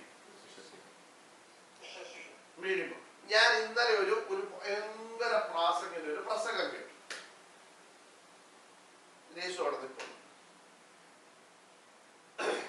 ഞാൻ ഇവിടെ പഠിപ്പിച്ച കാര്യങ്ങൾ, പറഞ്ഞ കാര്യങ്ങൾ ഇദ്ദേഹം ഇങ്ങനെ പറയും. ഞാൻ അത് കേട്ടൊന്നും അല്ല ഇവിടെ പറഞ്ഞത്. എന്നാലും അദ്ദേഹത്തിന്റെ പ്രസംഗം വലിയൊരു കണ്ണോളം പ്രസംഗം. അപ്പൊ ഞാൻ യേശുവിനോട് പറഞ്ഞു, പുള്ളി പറഞ്ഞപ്പോ ഇത് ഭയങ്കര കാര്യം, ഞാനിത് എത്രയോ നാളുകൊണ്ട് എഴുതാൻ ഇവിടെ പ്രസംഗിക്കുക, ഇതെത്തി ഇതില്ല. അത് തന്നെ പുള്ളി അവിടെ പ്രസംഗിക്കുക. ഓർത്തോണം, ചോദിച്ചോ കൂട്ടിരിപ്പോട്ട് പറഞ്ഞില്ലയോ? അത് തന്നെ പുള്ളി അവിടെ പറയുക. ഞാൻ ഈ പുള്ളി പേരായതുകൊണ്ട് അത് ഭയങ്കര പ്രസംഗം. ഞാൻ ഇവിടെ മാസങ്ങളായിട്ട് ഇത് തന്നെ ഇവിടെ എത്തിക്കുക. അത് തന്നെ അതിനേക്കാട്ടി കുറച്ചുകൂടെ ശക്തമായിട്ട് ഇവിടെ പറഞ്ഞിട്ട് ആരും എന്ത് ചെയ്യത്തില്ല, മൈൻഡ് പോലും എന്ത് ചെയ്തില്ല, ചെയ്യുന്നില്ല. അപ്പൊ ഞാൻ പറഞ്ഞത്, നമ്മുടെ നാട്ടിൽ ഇന്ന് നമ്മൾ പ്രത്യേകിച്ച് വിദ്യാഭ്യാസ യോഗ്യത എന്ന് പറയുന്നത് സാക്ഷരത കൂടിയ മലയാളിയാണ് ഇന്ന് ഏറ്റവും കൂടുതൽ വിഗ്രഹാരാധനയിൽ, പ്രത്യേകിച്ച് പെന്തിക്കോസുകാർ. ഞങ്ങൾ ഇന്ന ആള് അവരെ എന്തെങ്കിലും പറഞ്ഞാൽ അവരെ പിന്നെ എന്തോ ഫേസ്ബുക്കിനകത്തും വാട്സപ്പിനകത്തും അവരെ ചീത്ത വിളിച്ചും അവരെതിരെ ട്രോൾ ഇറക്കിയും അവരെന്ത് ചെയ്യും? നമ്മൾ വിഗ്രഹാരാധന. ദൈവമക്കളെ ഓർത്തോളം, ഞാനും ഈ പ്രസംഗിക്കുന്നവരും ഈ അത്ഭുതം ചെയ്യുന്നവരുമെല്ലാം ഒരു പാത്രത്തിന് മാത്രം വരെയുള്ളവരാണ്. കാരണം പാത്രത്തിന്റെ ഉപയോഗം എന്നാ? ക്യാരി ചെയ്യുക. അതിനകത്ത് എന്തൊഴിക്കുന്നു അതിനെ കൊണ്ടുപോകാനാണ് എന്ത് ചെയ്യുന്നത്? പണ്ട് നമ്മുടെ നാട്ടിലൊക്കെ വെള്ളം ചൂടാക്കും വലിയ ചരുവത്തില്, അല്ലെ? വൈകിട്ട് കുളിക്കാൻ പ്രായമുള്ളവരൊക്കെ കുളിക്കാൻ, പിള്ളേർക്കൊന്നും അറിയത്തില്ല, പ്രായമുള്ളവർക്കൊക്കെ അറിയാം, അല്ലെ? വെള്ളം ചൂടാക്കും നമ്മൾ. ഈ ചരുവം കൊണ്ട് ആദ്യം അങ്ങോട്ട് എന്ത് ചെയ്യും? വലിയ ചരുവം കൊണ്ട് മിറ്റത്തായിരിക്കും മിക്കവാറും എന്ത് ചെയ്യുന്നത്? വെള്ളം ചൂടാക്കണം. അതെന്ന് ചോദിച്ചാൽ മിറ്റത്ത് കൊണ്ട് വലിയ ചരുവം അങ്ങോട്ട് വെക്കും. കാരണം രണ്ടുപേർക്കൊക്കെ കുളിക്കാനുള്ള ചൂടുള്ള ഇതിനകത്ത് എന്ത് ചെയ്യണം? എടുക്കണം. ഈ ചരുവം അങ്ങോട്ട് കൊണ്ടുവച്ചേച്ച് നമ്മൾ തീ എന്ത് ചെയ്യും? കത്തിക്കും. തീ ഇങ്ങനെ കത്തിച്ചിരിക്കൂ. നമ്മൾ ഈ ചരുവം കൊണ്ടുവച്ച് എന്നാ ചെയ്യുന്നത്? വെള്ളം ഒഴിക്കും. ഇത് എന്തിനാ കൊണ്ടുവച്ചേ? ഈ ചരുവം കൊണ്ട് ചൂടാക്കി ഉടനെ ഇതിനകത്ത് വെള്ളം വരും? വരത്തില്ല. വെള്ളം ഒഴിച്ച് ചൂടാക്കാൻ വേണ്ടിയാണ് എന്തിനെ കൊണ്ടുവച്ചത്? ഈ ചരുവം. നിങ്ങളെ നോക്കട്ടെ, മിക്കവാറും ഈ വെള്ളം എടുത്തു കഴിഞ്ഞിട്ട് ഈ ചരുവം കൊണ്ട് മിക്കവാറും സ്ഥിരം വെള്ളം ചൂടാക്കാൻ ഒരു ചരുവം എല്ലായിടത്തും എന്ത് ചെയ്യും? കാരണം അത് കരി പിടിച്ച് ഇങ്ങനെ ഇരിക്കുക. ഇതുകൊണ്ട് എവിടോട്ടാ വയ്ക്കുന്നത്? ചായ്പിലോ വീടിന്റെ സൈഡിൽ എവിടെയും കൊണ്ട് അവിടോട്ട് ഇടും, ഇല്ലേ? പിറ്റേന്ന് എപ്പോഴേ ഇവരെ എടുക്കത്തുള്ളൂ? വെള്ളം ചൂടാക്കാൻ സമയമാകുമ്പോൾ ആ ചരുവ് എടുത്തോണ്ട് പോവാം. ഈ ചരുവിന് എന്തെങ്കിലും പ്രത്യേകതയുണ്ട്? ഈ വെള്ളം ഇതിനകത്ത് വരാത്തിടത്തോളം കാലം ഈ ചരുവത്തെ കൊണ്ട് പ്രത്യേകിച്ചൊന്നും ഗുണമില്ല. ഇതിനകത്തേക്ക് എന്തെങ്കിലും വന്നാൽ മാത്രമേ ഈ ചരുവത്തിന് എന്തുള്ളൂ? വിലയുള്ളൂ. അല്ലാത്തിടത്തോളം കാലം ഇത് വെറും പാത്രമായിട്ട് എന്ത് ചെയ്യുക? കിടക്കുക. ഞാൻ ചോദിക്കട്ടെ, ഈ പാത്രത്തെ നമ്മുടെ വീട്ടിൽ അവര് തരാൻ വരും, ഈ പാണ്ടിക്കാര്, തമിഴന്മാര്. അവര് തന്നിട്ട് പാത്രം പ്ലാസ്റ്റിക്, അലൂമിനിയം ഒക്കെ കുറിക്കുള്ളൂ. നിങ്ങളുടെ കാണുമായിരിക്കും. ഇവര് വന്ന് ഇത് എടുത്തിട്ട് എന്താ ചെയ്യുന്നതെന്നറിയോ? എന്താ ചെയ്യും? കണ്ടിട്ടുണ്ടോ? കമത്തി അങ്ങോട്ടുള്ള ഒറ്റ ചവിട്ടി ചൂടക്കി അവനെ എടുത്ത് എവിടോട്ടിടും? ചാക്കിനകത്തോട്ടിടും. നോക്കിക്കേ, നിങ്ങൾ ഓർത്തേക്ക്, എന്നാ ഇതിനകത്ത് നമ്മൾ കുറച്ച് വെള്ളം കോരി വെച്ചേക്കുക. ചവിട്ടി ചവിട്ടാൻ മതി. എന്താ ചവിട്ടാൻ പറ്റാത്ത? അതിനകത്ത് എന്തുണ്ട്? വെള്ളമുണ്ട്. ദൈവമക്കളെ, നമ്മുടെ വില ഇത്രയേ ഉള്ളൂ. മനസ്സിലായോ? ഇന്ന് പകൽക്കാലം ഓർക്കണം, ഞാൻ എത്ര ക്രൂസൈഡിൽ പ്രസംഗിച്ചാലും, ഞാൻ എത്ര കൺവെൻഷൻ സ്റ്റേജുകൾ മാറി മാറി ഓടിയാലും ഒറ്റ വില എനിക്കുള്ളൂ, ഞാൻ വെറും പാത്രം. നമ്മൾ വിശ്വാസികൾ നിങ്ങളിത് തിരിച്ചറിയണം. ഓക്കെ, നിങ്ങൾ റെസ്പെക്ട് ചെയ്യണം, വേണ്ടെന്ന് ഞാൻ പറയുന്നില്ല. പാസ്റ്റർ നിലയിൽ റെസ്പെക്ട് കൊടുക്കണം, അല്ലെങ്കിൽ ഒരു ശുശ്രൂഷ നല്ല റെസ്പെക്ട് കൊടുക്കണം. പക്ഷെ ഓവർ റെസ്പെക്ട് കൊടുത്ത് അവര് പറയുന്നതെല്ലാം, നമ്മള് പൗലോസ് പറയുന്ന ഒരു കാര്യമുണ്ട് അപ്പോസ്തല പ്രവൃത്തിയില്. പൗലോസ് ഈ തെസ്സലോനിക്കയിലുള്ളവരെ കുറിച്ച് പറയുന്നത് എന്താ? തെസ്സലോനിക്കയിലുള്ളവർ ബെരോവയിലുള്ളവരെക്കാൾ അറിയത്തില്ലേ? പ്രിൻസ് പറയാനാ പറയുന്നത്. തെസ്സലോനിക്കയിലുള്ളവർ ബെരോവയിലുള്ളവരെക്കാൾ ഉത്തമന്മാരായിരുന്നു. കാരണം എന്താ? അവർ വചനം കേൾക്കുക മാത്രം അല്ല, അത് അങ്ങനെ തന്നെ ഒന്ന് ദിനം പ്രതി തിരുവെഴുത്തുകളെ എന്ത് ചെയ്തുകൊണ്ടിരുന്നു? പരിശോധിച്ചുകൊണ്ടിരുന്നു. കണ്ടോ? അപ്പൊ നോക്കിക്കേ, അവർ തിരുവെഴുത്തുകളെ എന്ത് ചെയ്യാൻ തുടങ്ങി? പരിശോധിക്കാൻ തുടങ്ങി. അപ്പൊ ശ്രദ്ധിച്ചേ, നമ്മൾ ഒരു കാര്യം മനസ്സിലാക്കണം. ആരെങ്കിലും എന്തെങ്കിലുമൊക്കെ പ്രസംഗിച്ച് ആ പ്രസംഗം കേൾക്കുന്നതിനൊന്നും തെറ്റൊന്നുമില്ല. പക്ഷേ കേട്ടതൊക്കെ ശരിയാണോ എന്ന് നമ്മൾ എന്ത് ചെയ്യണം മക്കളെ? അതിനെ നമ്മളൊന്ന് പരിശോധിച്ചു നോക്കണം. എന്ന് പറഞ്ഞാൽ പുസ്തകം വായിക്കണമെന്ന് വീട്ടിൽ ചെന്ന്. മനസ്സിലായോ? ബൈബിള് വായിക്കണം. മറ്റുള്ള സമയക്കാട്ടിലും കൂടുതൽ ക്രിസ്ത്യൻസ് ആണെന്ന് തോന്നുന്നു ഇതിന് അടിമ. ബന്ധുക്കോസല്ല, കത്തോലിക്കയുടെ പല അച്ഛന്മാരുടെ പ്രസംഗം കേട്ട് കഴിഞ്ഞാൽ അവർക്ക് അതാ പറഞ്ഞ നമ്മളിന്ന്. അതുകൊണ്ടാണ് ഞാൻ പറഞ്ഞ അച്ഛനായാലും വലിയ ധ്യാന ഗുരു ആയാലും ആരാണെങ്കിലും. കഴിഞ്ഞ ദിവസം നിങ്ങളൊക്കെ സോഷ്യൽ, ഞാൻ പറയുന്നൊന്നുമില്ല, സോഷ്യൽ മീഡിയയിൽ വന്നല്ലോ ഭയങ്കര ഒരു കൺവെൻഷൻ പ്രാസംഗികനെ പോക്സോ കേസിൽ പിടിച്ചു. പറഞ്ഞാൽ മനസ്സിലായല്ലോ പോക്സോ കേസ്. സതീശന്റെ ഇപ്പൊ എല്ലാം കൂടെ ബന്ധുക്കോസുകാരെല്ലാം കൂടെ പോയിക്കൊണ്ട് കിടന്നുണ്ട്. എല്ലാരും കണ്ടോ? കഴിഞ്ഞ ദിവസം ഉമ്മൻചാണ്ടിയുടെ ഉമ്മൻചാണ്ടി യേശു ആണെന്നും പറഞ്ഞ് ഞാൻ കേട്ടു. സുവിശേഷത്തിൽ നിന്ന് എടുത്ത അല്ല, അത് തന്നെ യേശു ചെയ്തതിനെ കുറിച്ച് ഉമ്മൻചാണ്ടി ഞാൻ കേട്ടു. അദ്ദേഹം പറഞ്ഞു ഉമ്മൻചാണ്ടി പിന്നെ യേശു ജനത്തെ കണ്ട് മനസ്സലിച്ചു. ഉമ്മൻചാണ്ടി ഒരു സ്ത്രീ ഓടി വന്ന് അവരുടെ വിഷമം പറഞ്ഞപ്പോ മനസ്സലിഞ്ഞു അവർ കൊടുത്തു. അപ്പൊ ഉമ്മൻചാണ്ടി ആരാ? യേശുവാ. നിങ്ങളെ ഒത്തിരി ഉദാഹരണങ്ങൾ പറഞ്ഞു. പോട്ടെ ദൈവമക്കളെ, ഞാൻ ഇതിനിടയ്ക്ക് ഞാൻ പറയട്ടെ, നമുക്ക് ആരാധനയ്ക്ക് ഒരുവനേ ഉള്ളൂ, നമുക്ക് ഉയർത്താൻ ഒരുവനേ ഉള്ളൂ, നമുക്ക് പ്രാർത്ഥിക്കുവാൻ ഒരുവനേ ഉള്ളൂ, നമുക്ക് ആവശ്യമുള്ള ഒരുത്തനേ ഉള്ളൂ. മനസ്സിലായോ? ഇന്ന് പകൽക്കാലം ഓർക്കണം, പ്രസംഗിക്കുന്നവരും ക്രൂസൈഡ് പ്രാസംഗികരാണെങ്കിലും ഭയങ്കര ഓക്കെ, ഞാൻ പറഞ്ഞില്ല അവരെ റെസ്പെക്ട് ചെയ്തോ, നല്ലത്, അത് ചെയ്യണം. പക്ഷേ നമ്മൾ അറിഞ്ഞിരിക്കേണ്ട കാര്യം, ഇവർ യേശു ഇവരിൽ നിന്ന് പോയാൽ പിന്നെ ഇവരെന്തെങ്കിലും ഉണ്ടോ? ഇല്ല. എന്റെ മേൽ പകർന്ന ആത്മശക്തി എന്നിൽ നിന്ന് പോയാൽ, ഒറ്റ ഉദാഹരണം നിങ്ങൾക്ക് പറഞ്ഞു തരാം. നിങ്ങൾക്കെല്ലാം അറിയാം ശിംശോൻ, സാംസൺ. ശിംശോൻ ആരായിരുന്നു? ശിംശോൻ ആരായിരുന്നു? ശക്തിയുള്ളവനായിരുന്നു. വചനത്തിൽ അവൻ ആരായിരുന്നു? ന്യായാധിപൻ. ഇസ്രായേലിലെ ന്യായാധിപനായിരുന്നു. ആര്? ശിംശോൻ. ശിംശോൻ ഭയങ്കര ശക്തിയുള്ള വ്യക്തിയായിരുന്നു. അതൊക്കെ ശരിയാ, ഭയങ്കര ശക്തിയായിരുന്നു.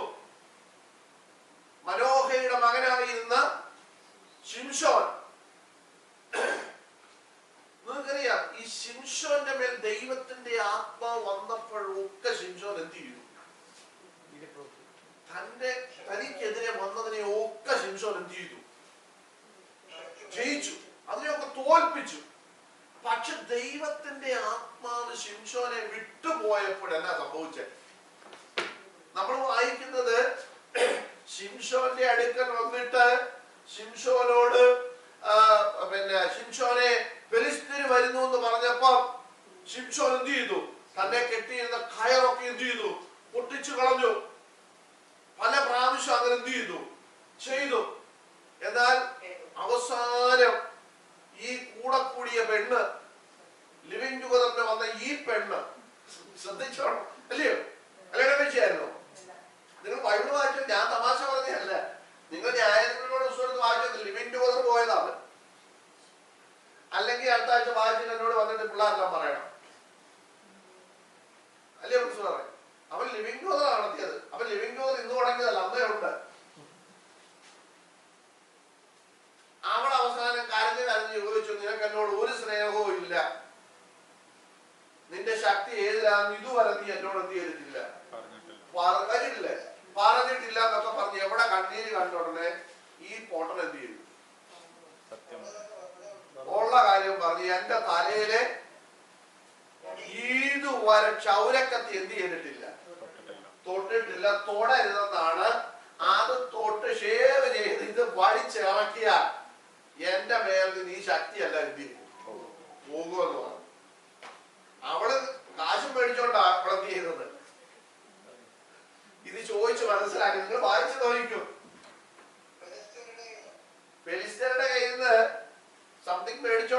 ചെയ്തത്. യവൻ അറിഞ്ഞില്ല. ലിവിംഗ് ജൂതരൊക്കെ ഓർത്തോണം. ഇങ്ങനൊക്കെ പോയി കഴിഞ്ഞാൽ സംഭവിക്കുന്ന ഇതൊക്കെ ഓർത്തോണം. അവൾ അവനെ ഒറ്റിക്കൊടുത്തു. ഒറ്റ വാക്കി പറഞ്ഞ യൂദ യേശുവിനെ ഒറ്റിക്കൊടുത്ത പോലെ യവനെ പിടിച്ചു കെട്ടി. പഴയതുപോലെ അവൾ വിളിച്ചിട്ട് പറഞ്ഞു, ശിംശോനെ ഫെലിസ്തീന് വരുന്നു എന്ന് പറഞ്ഞു. യവൻ വലിയ ഗമയിൽ ചാടിക്കൊണ്ട് എഴുന്നേറ്റു. ഒന്നും സംഭവിച്ചില്ല. കാരണം അവൻ കിടന്ന് ഉറങ്ങി. എവിടെ കിടന്ന്? ദലീലയുടെ മടി കിടന്ന് അവൻ എന്ത് ചെയ്തു? ഉറങ്ങി. ഉറങ്ങുന്ന പാപമൊന്നുമില്ല, ഉറങ്ങുന്ന തെറ്റുമല്ല. പക്ഷെ എവിടെ കിടന്ന് ഉറങ്ങിയെന്നുള്ളത് എന്ത് ചെയ്യണം? ആവശ്യമില്ലാത്തത് പോയി കിടന്ന് എന്ത് ചെയ്തത്? ഉറങ്ങിയത്. ഉറങ്ങിയത് പാപമൊന്നുമല്ല, തെറ്റൊന്നുമല്ല. നമുക്കല്ല, ദൈവം തന്നതാ നമുക്ക് എന്ത് ഉറക്കം തന്നത്. ഇവൻ കിടന്ന് ഉറങ്ങി. അവളെന്ത് ചെയ്തു? ഇത് പഠിച്ചിറക്കി. ഇയാൾ ചാടി എഴുന്നേറ്റു. എന്തോ സംഭവിച്ചു? ഒന്നും സംഭവിച്ചില്ല. നോക്കിയേ, ദൈവത്തിന്റെ ആത്മാവ് ഇവരിൽ നിന്ന് ചെയ്തു പോയി. 40 വർഷം ഇവന്റെ മേൽ ദൈവത്തിന്റെ ആത്മാവ്. ഇവരൊരു പാത്രമാണ്. എന്തുവാ? ന്യായപാലനം ചെയ്യാനുള്ള. ആ ന്യായപാലനം ചെയ്യാൻ ദൈവം അവന്റെ മേൽ എന്ത് ചെയ്തു? ഈ ആത്മാവിനെ പകർന്നത് കൊണ്ടാണ് അവൻ എന്ത് ചെയ്തത്? ഈ ന്യായപാലനം ചെയ്തത്. ഈ ആത്മാവ് പോയി കഴിഞ്ഞപ്പോ ഇവൻ എന്തെങ്കിലും ഉണ്ടോ? അവൻ 0 ആയി. അവനെ കൈയും കാലും പിടിച്ച് കെട്ടിക്കൊണ്ടുപോയി അവരെന്നാ ചെയ്തെന്നറിയോ?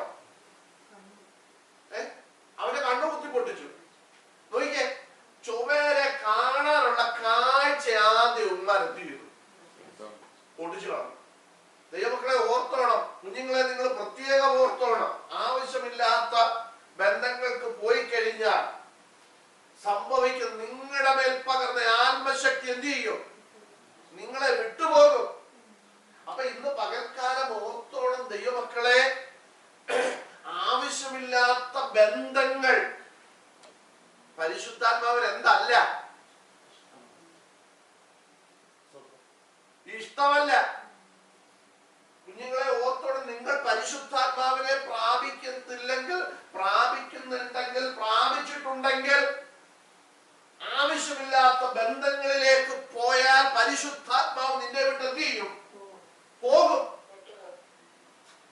ഇവിടെ ഇവൻ ആവശ്യമില്ലാത്ത പരിപാടിക്ക് പോയി. ഇവൻ ആരാ? നാസർ വ്രതക്കാരനാ അല്ലേ? അവന്റെ പ്രത്യേകത എഴുതിയിട്ടുണ്ട്. നാസർ വ്രതക്കാരന്റെ തലയിൽ ക്ഷൗരക്കത്തി വെക്കരുത്. പിന്നെ മുന്തിരിയിൽ നിന്ന് വരുന്നൊന്നും അവൻ എന്ത് ചെയ്യരുത്? കഴിക്കരുത്. ശവത്തിന്റെ അടുക്കൽ പോകരുത്. ഇവരിതെല്ലാം തെറ്റിച്ചു. അപ്പന്റെ അമ്മയുടെ കൂടെ പോകുന്ന വഴിക്ക് ഒരു സിംഹം വന്നു. അടിച്ച് അവനെ എന്ത് ചെയ്തു? ഒന്ന് കീറിക്കളഞ്ഞു. അവിടെ ഇട്ട ചവൻ പോയി. തിരിച്ചു വന്നപ്പോ പുള്ളി പതുക്കെ പോയി നോക്കി, ഇത് എങ്ങനെ ഉണ്ടോ? വല്ല കാര്യമുണ്ടോ? അങ്ങനെ എഴുതിയിരിക്കുന്നത്. വല്ല കാര്യമുണ്ടോ? എടാ, അടിച്ചു കൊന്നു, കളഞ്ഞു. പിന്നെ അത് കീറിയതാണോ അത് ചത്തതാണോ ഇത് നോക്കാൻ നീ എന്ത് ചെയ്യണ്ട. ഞാൻ പറഞ്ഞത് മനസ്സിലാവുന്നുണ്ടല്ലോ. അവൻ പോയി നോക്കിയപ്പോൾ അതിനകത്ത് നടന്നാന്തര തേടിയിരിക്കുന്നു. പുള്ളി അതെടുത്ത് എന്ത് ചെയ്തു? നക്കി. ഞാൻ പറഞ്ഞത് തെറ്റാണ്. നിങ്ങൾ പലരും വായിച്ചു നോക്ക്. നക്കിന്നൊന്നും എഴുതിയിട്ടില്ല. അവൻ അതെടുത്ത് എന്ത് ചെയ്തു? തിന്നു. കുഞ്ഞുങ്ങളെ നിങ്ങൾ ശ്രദ്ധിച്ചോണം. തിന്നു, ലംഘിച്ചു. എന്നാ പറഞ്ഞ? ശവത്തിന്റെ അടുക്കൽ എന്ത് ചെയ്യരുത്? പോകരുത്. ശവത്താൽ നിന്നെ തന്നെ നീ എന്ത് ചെയ്യരുത്? അശുദ്ധമാക്കരുത്. അപ്പൊ ഇത് എവിടെ ഇരുന്ന നേരെ ആശാനെടുത്ത് തിന്നത്? ഈ സിംഹത്തിന്റെ എല്ലുകൂടിനകത്ത് ഇരുന്ന സാധനം എടുത്ത് ഇവൻ എന്ത് ചെയ്തു? തിന്നു. നോക്കിയേ, തേൻ തിന്നുന്നത് പാപമൊന്നുമല്ല. തെളിവ് ബൈബിളിൽ തന്നെയാണ് നിങ്ങൾക്ക് തരാം. ഇസ്രായേൽ യുദ്ധത്തിന് പോയി. ശൗൽ രാജാവിന്റെ കാലത്ത് ശൗലിന്റെ മകൻ യോനാഥാന് യുദ്ധത്തിന് പോയി. ഇവരെല്ലാം ക്ഷീണിച്ചു വരുമ്പോഴ് ഒരു തേൻ കൂട് കണ്ടു. അതിൽ നിന്നൊരു കമ്പ് കൊണ്ട് കുറച്ച് കുത്തിയെടുത്ത് അവരെന്ത് ചെയ്തു? വായിച്ചിട്ടില്ലേ നിങ്ങള്? തിന്നു. തിന്നപ്പോ എന്നാ സംഭവിച്ചേ?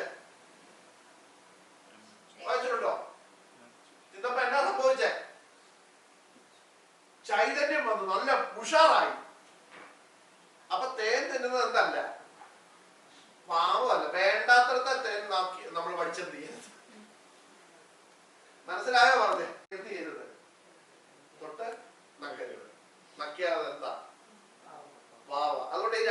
ഞാൻ പറഞ്ഞത്. തേൻ നല്ലതാണ്. അവിടെ വചനത്തെ പോലും ഓർമ്മിച്ചിരിക്കുന്നത് എന്തിനോടാ? തിരുവചനത്തെ കുറിച്ച് തേനിലും തേൻകട്ടയിലും മാധുര്യമേറിയത് ഏത്? വചനം.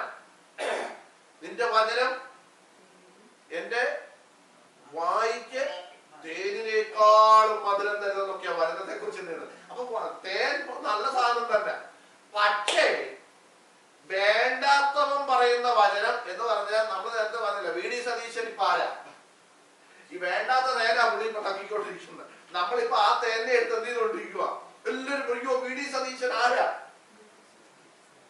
ഇത് വേണ്ടാത്ത തേന. മനസ്സിലായോ?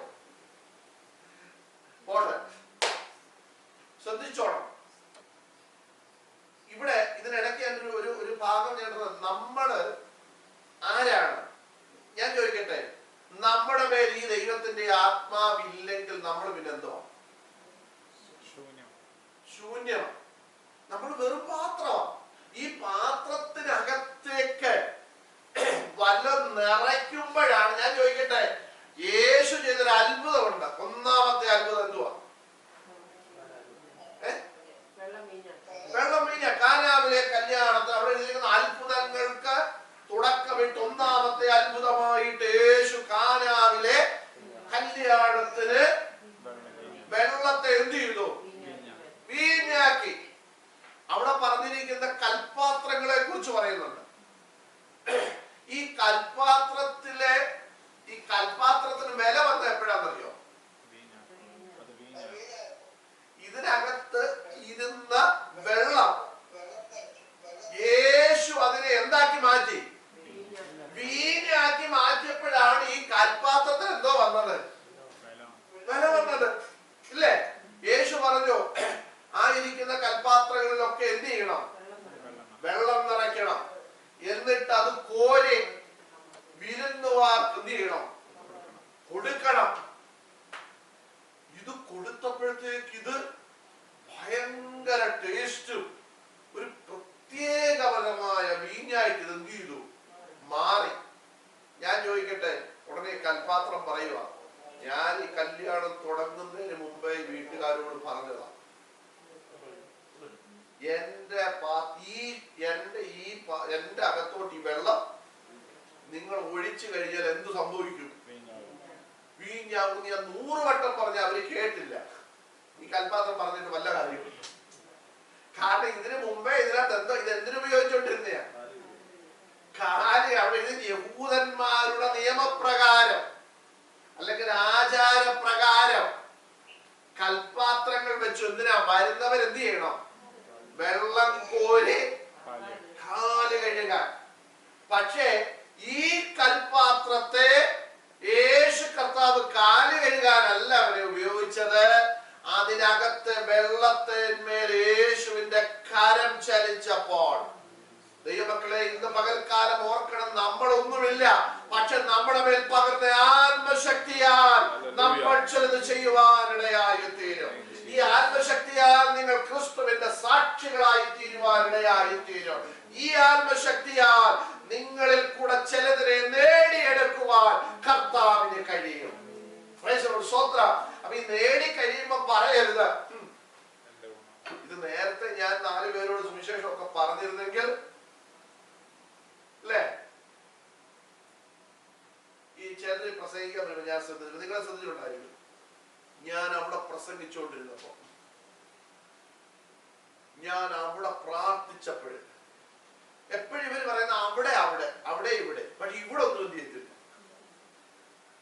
ഈ പ്രസംഗിക്കുന്നതൊന്നും നടക്കത്തില്ല. അതുപോലെ ഞാൻ അവിടെ പ്രസംഗിച്ചുകൊണ്ടിരുന്നപ്പോ, ഞാൻ ഇവിടെ പ്രാർത്ഥിച്ചുകൊണ്ടിരുന്നപ്പോ, ഞാൻ ഇവിടെ ഉപവസിച്ചുകൊണ്ടിരുന്നപ്പോ ഇവിടെ എന്തെങ്കിലും നടന്നോ എന്നുള്ളതാണ്. ദൈവമക്കളെ, നമ്മൾ ഇവിടെ പൗലോസിനെ കുറിച്ച് പറയുന്നത്, അവൻ ജാതികൾക്ക് മുമ്പിൽ, രാജാക്കന്മാരുടെ മുൻപിൽ, അധികാരികളുടെ മുൻപിൽ, ഇസ്രായേൽ ജനത്തിന് മുൻപിൽ എന്റെ നാമം വഹിച്ചുകൊണ്ട് പോകുവാനുള്ള ഒരു പാത്രമായിട്ട് ഞാൻ അവനെ എന്ത് ചെയ്തിരിക്കുന്നു? എന്താണ് പറഞ്ഞേക്കുന്നത്? 9-ാം അധ്യായത്തിന് 14-ാം വാക്യത്തിൽ, ഞാൻ അവനെ തെരഞ്ഞെടുത്തിരിക്കുന്നു. അവനെ ഒരു പാത്രം എഴുതിയിരിക്കുന്നത്, ഒരു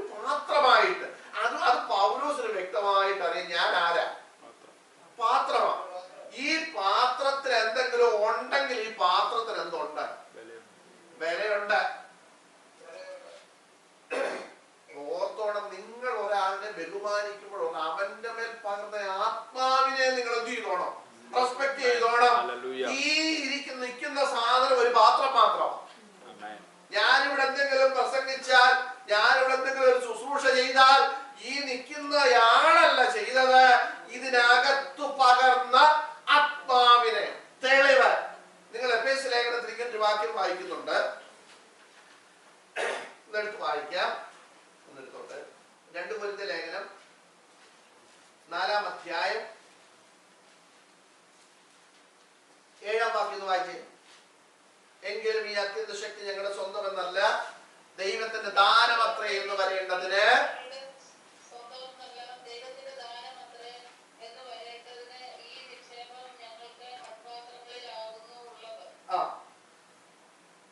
അടുത്തത്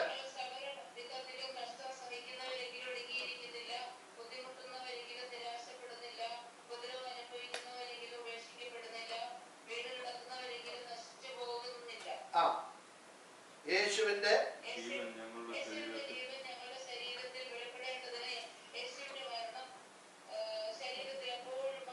മതി നോക്കിക്കേ, മതി. ഇവിടെ പറഞ്ഞിരിക്കുന്നത് എങ്കിലും ഈ അത്യന്ത ശക്തി ഞങ്ങളുടെ, നിങ്ങളെല്ലാവരും കണ്ടല്ലോ 2 കൊരിന്ത്യർ 4-ാം അധ്യായം 7-ാം വാക്യം ഞാൻ പറയുന്നത്. എങ്കിലും ഈ അത്യന്ത ശക്തി ഞങ്ങളുടെ സ്വന്തമെന്ന് അല്ല, ദൈവത്തിന്റെ ദാനമത്രേ എന്ന് വരേണ്ടതിന്. കണ്ടോ, നിങ്ങൾ ശ്രദ്ധിച്ചേ, ഇത് ദൈവത്തിന്റെ ഒരു ദാനം എന്ന് പറഞ്ഞല്ല. ദാനത്തിൽ എന്തോ പറയുന്നത്? ഗിഫ്റ്റ്. സൗജന്യമായിട്ട് നമുക്ക് എന്ത് ചെയ്തിരിക്കുക? തന്നിരിക്കുക. ഇതിന് ദാനം അത്രേ എന്ന് വരേണ്ടതിന് ഇതിനെ എവിടെ തന്നിരിക്കുന്നു? മൺപാത്രം. അതായത് ഈ മൺപാത്രം ഏതാ ചോദിച്ചാൽ ഈ മൺപാത്രം ഏതാ? ഇതേതാ? ഇത് മണ്ണ ഇല്ലേ? നമ്മൾ നോക്കുമ്പോ ഇങ്ങനെ നമ്മള് സ്പ്രേ ഒക്കെ അടിച്ച് നമ്മള് ക്രീമൊക്കെ ഇട്ട് എന്ത് ചെയ്തിരിക്കുക? കുട്ടി അടിച്ച് ഇങ്ങനെ നമ്മൾ കൊണ്ടെത്തിയിരിക്കുക, ഇങ്ങനെ നിർത്തിയിരിക്കുക. പക്ഷെ ഇതെന്താ സംഭവം? മണ്ണ ഇല്ലേ? നമ്മള് മരിച്ചു കഴിയുമ്പോ എന്നാ പറയുന്നേ? എത്ര ഭയങ്കര എന്തുവേണ്ടി വരെയുള്ള സ്പ്രേ വെച്ച് അടിക്കുന്നത്, ഇടയ്ക്കിടയ്ക്ക് അടിക്കത്തില്ലേ? അതെന്തിനാ അടിക്കുന്ന? സ്നേഹം കൂടി കൊണ്ടല്ല, ആ നാട്ടം അടിക്കുന്നത്. നമ്മൾ വിചാരിക്കുന്ന മക്കളുടെ സ്നേഹം കൊണ്ടാ ഇത് സ്പ്രേ ഒക്കെ അടിക്കുന്നത്. സ്പ്രേ അടിക്കുന്നത് നമ്മുടെ സ്നേഹം കൂടിയിട്ടൊന്നും അല്ല. ഈ കിടക്കുന്ന സാധനം സമയത്തോട് സമയം അടുക്കുമ്പോൾ എന്ത് ചെയ്യും? നാറ്റം അടിക്കാൻ തുടങ്ങും. അതിനുവേണ്ടി സ്പ്രേ ഒക്കെ അടിച്ച് നമ്മൾ അവിടെ കൊണ്ട് വെക്കുന്ന ഉടനെ നമ്മളാരും പറയത്തില്ല ഈ സ്പ്രേ അടിച്ചു കൊണ്ട് വെച്ചിരിക്കുന്ന ഈ നല്ല മനുഷ്യൻ എന്ന് ആരും പറയത്തില്ല.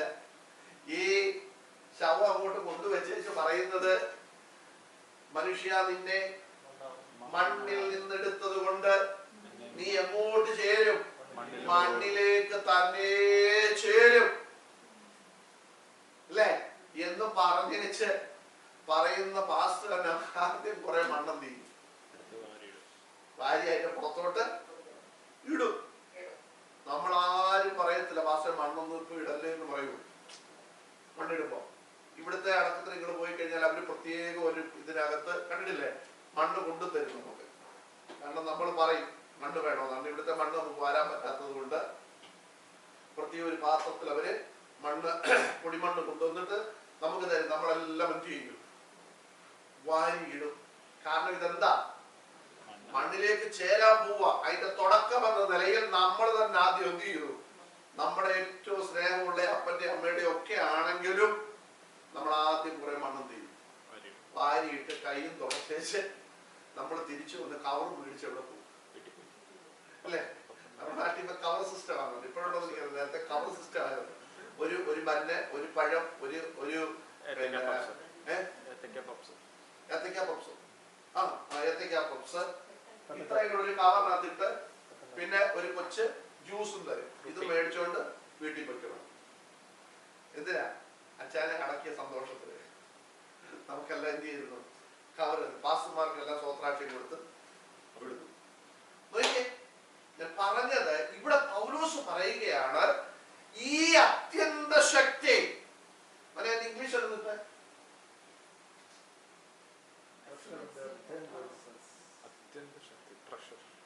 Excellency of the power. കണ്ടോ അതിന്റെ അർത്ഥം തന്നെ എക്സലൻസി ഓഫ് ദ പവർ എന്ന് പറഞ്ഞാൽ എന്താ മനസ്സിലായി? Excellency of the power, extreme ആയിട്ടുള്ള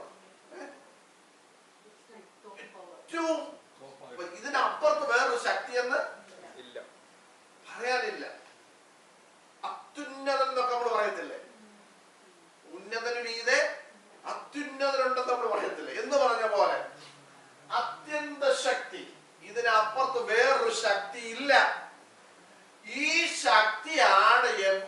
വെച്ചേക്കുന്നത്?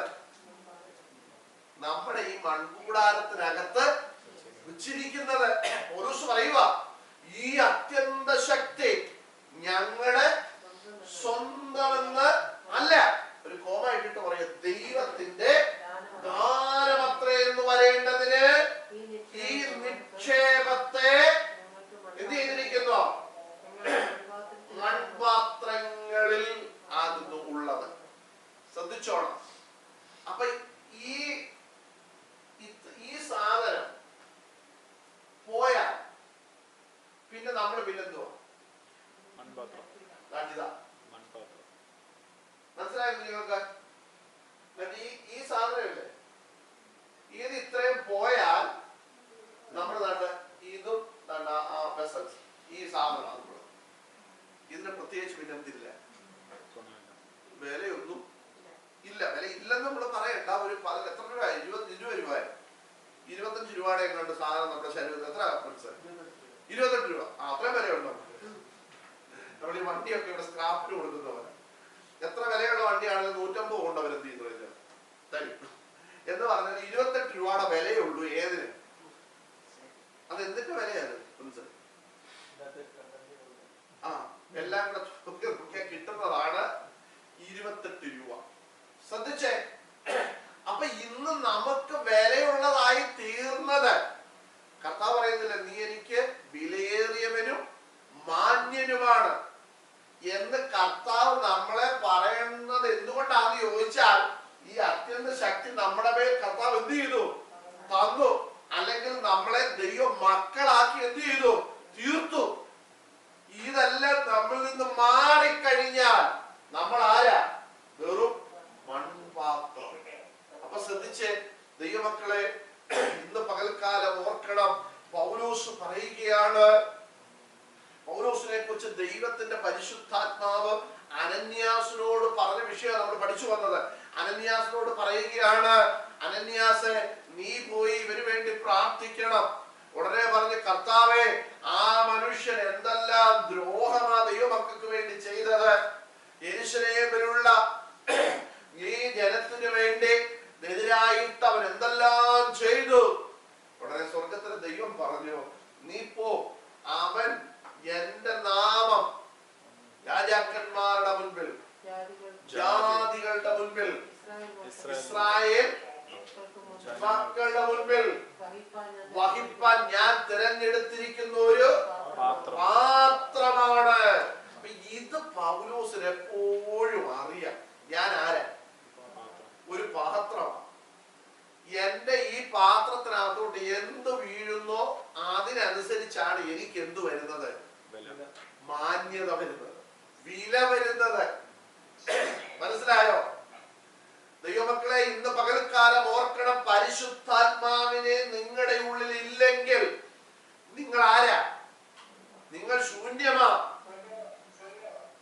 ഇന്ന് പകൽ ഞാൻ പറയട്ടെ, പരിശുദ്ധാത്മാവിനെ നിങ്ങൾ പ്രാപിക്കുന്നില്ല എങ്കിൽ, ഈ ആത്മശക്തി നിങ്ങൾ പ്രാപിക്കുന്നില്ല എങ്കിൽ നിങ്ങൾ ശൂന്യമാ. ഈ ആത്മശക്തി നിങ്ങളുടെ മേൽ വരുന്നില്ല. ഞാൻ പറഞ്ഞല്ലോ, ശിംശോൻ ആരും ബലമുള്ളവനായിട്ട് ഇതിനെയൊക്കെ പൊട്ടിച്ച് ജയിച്ചത് എപ്പോഴാ? ആത്മാവ് അവന്റെ മേലേക്ക് വന്നപ്പോഴാ. നിങ്ങൾ ന്യായാധിപന്മാരുടെ പുസ്തകം വായിച്ചു നോക്ക്. അവസാനം ഇവന് ഉള്ള കാര്യമെല്ലാം തുറന്നു പറഞ്ഞ്, മുടിയെല്ലാം പഠിച്ചവന്റെ ജടയെല്ലാം പഠിച്ച്, ഇവൻ ശേഷം മനുഷ്യരെ പോലെയായി ഇവന്റെ കണ്ണ് കുത്തി പൊട്ടിച്ചിട്ട് അവനെ എവിടെ കൊണ്ടുവച്ചു? അവരുടെ ക്ഷേത്രത്തിൽ എന്ത് ചെയ്തു? കൊണ്ടുവച്ചു കളിക്കാൻ. ജനം ഉത്സവത്തിന് കൂടി വരുമ്പോ യവനെയും കൊണ്ട് എന്ത് ചെയ്യും? കണ്ണ് കാണാൻ വയ്യാത്തവനെയും കൊണ്ട് ശിംശോനെ അതെടുക്കണമെന്ന് പറയുമ്പോൾ ഇവരിങ്ങനെ തപ്പും. ശിംശോനെ അവിടെ ഇരിക്കുന്ന എടുക്കണമെന്ന് പറയുമ്പോൾ ഇങ്ങനെ തപ്പും. അപ്പൊ ഇവർക്കൊരു രസം. അവരെ കളിക്കാൻ കൊണ്ടിരുത്തിയെന്നാണ് ദൈവത്തിൽ നമ്മൾ വായിക്കുന്നത്.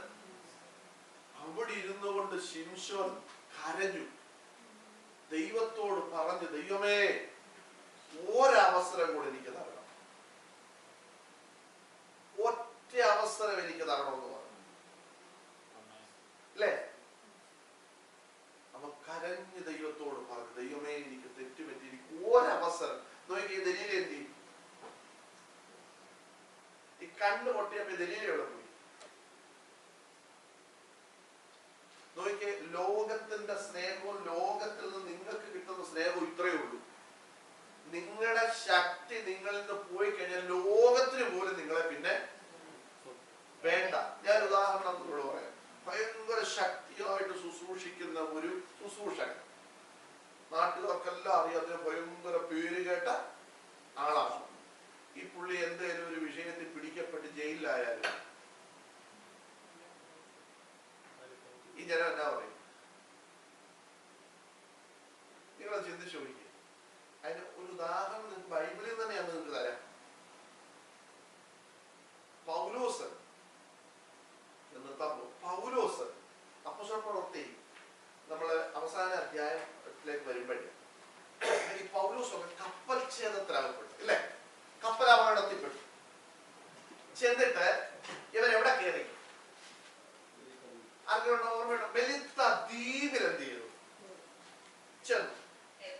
മെലിത്ത ദ്വീപിൽ എത്തിക്കഴിഞ്ഞപ്പോഴേ ഇവർക്ക് ഈ ശീതം നിമിത്തം അല്ലെങ്കിൽ തണുപ്പ് നിമിത്തം ഇവരെന്ത് ചെയ്തു?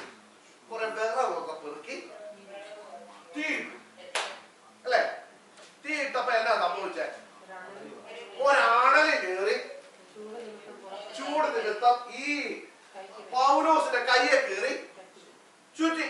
അങ്ങനെ എഴുതിയിരിക്കുന്നത് കൈക്ക് പറ്റി, അല്ലെങ്കിൽ കയ്യെ കയറിയിരുന്നു. അപ്പൊ തൂങ്ങുന്ന പറയുമ്പോ കയ്യെ ചുറ്റി തൂങ്ങി. തൂങ്ങുന്ന കണ്ടപ്പോ ജനം എന്നാ പറഞ്ഞേ?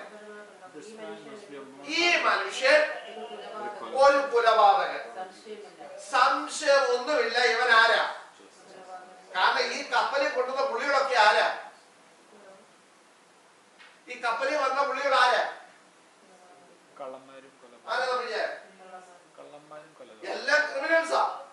ഓരോ കേസിൽ പിടിക്കപ്പെട്ട് ഇവരെ എവിടെ കൊണ്ടുപോവാ? ഇവരെ വിധിക്ക് വേണ്ടി കൊണ്ടുപോവാ. അക്കൂട്ടത്തിൽ ആരെ കൊണ്ടിരുന്നേ? പൗലോസിനെ. ഈ അണലി കയറി കയ്യെ ചുറ്റി തൂങ്ങിയപ്പോ ജനമെല്ലാം ആ മെലിത്ത ദ്വീപിലുള്ള സകല പുള്ളികളും പറഞ്ഞു, ഇവൻ ഒരു കുലപാതകൻ. ഒരു സംശയവും വേണ്ട, ഇവൻ ആരാ? കൊലപാതകൻ. അടുത്ത താഴോട്ട് വായിച്ചേ. കടലിൽ നിന്ന് രക്ഷപ്പെട്ടിട്ടും നീതിദേവി അവനെ എന്ത് ചെയ്യുന്നില്ല? ജീവിക്കാൻ സമ്മതിക്കുന്നില്ലെന്ന് പറഞ്ഞു. കണ്ടോ? ജനം ഒറ്റക്കെട്ടായിട്ട് പറഞ്ഞു, ഇവൻ കൊലപാതകൻ, ഇവൻ ആള് ക്രിമിനലാ, ഇവനെ സൂക്ഷിച്ചു. കാരണം ഈ പൗലോസിനെ കണ്ടാലേ ഏതാണ്ട് അതുപോലെ ഇരിക്കും. കാരണം പൗലോസിനെ കുറിച്ച് പറയുന്നത് ഈ മൂക്ക് നീണ്ട് വളഞ്ഞ് ഒരു സ്തൂലിച്ച ശരീരമുള്ള മനുഷ്യൻ എന്നാണ് ആരെ കുറിച്ച് പറയുന്നത്? ഈ പൗലോസിനെ ഞാൻ കണ്ടിട്ടില്ല, പുസ്തകത്തിൽ എഴുതി വായിച്ചത്. അത് വലിയ നീളവും ഒന്നുമില്ല, സ്തൂലിച്ച ശരീരം. അതായത് നമ്മള് ശമൂവേൽ പ്രവാചകന്റെ ശമൂവേലിന്റെ പുസ്തകത്തിൽ ഒരു പുരോഹിതനെ വായിക്കുന്നുണ്ട്. ആദ്യം ആരാ?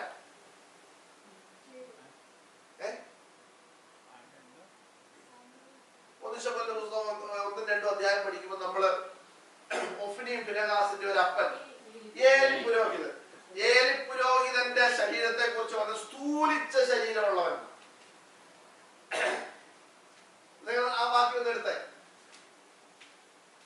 1 ശമൂവേലിന്റെ പുസ്തകം 18-ാം വാക്യം ഇട്ടെ. ദൈവത്തിന്റെ പെട്ടകത്തിന്റെ വസ്തുത കേട്ടോ പറഞ്ഞപ്പോൾ ഏലി വഴിപാൽ കാസത്ത് പുറകോട്ട് വീണ് കഴുത്തൊടിഞ്ഞു വെച്ചവൻ വൃദ്ധനും സ്തൂലിച്ചവനുമായിരുന്നു.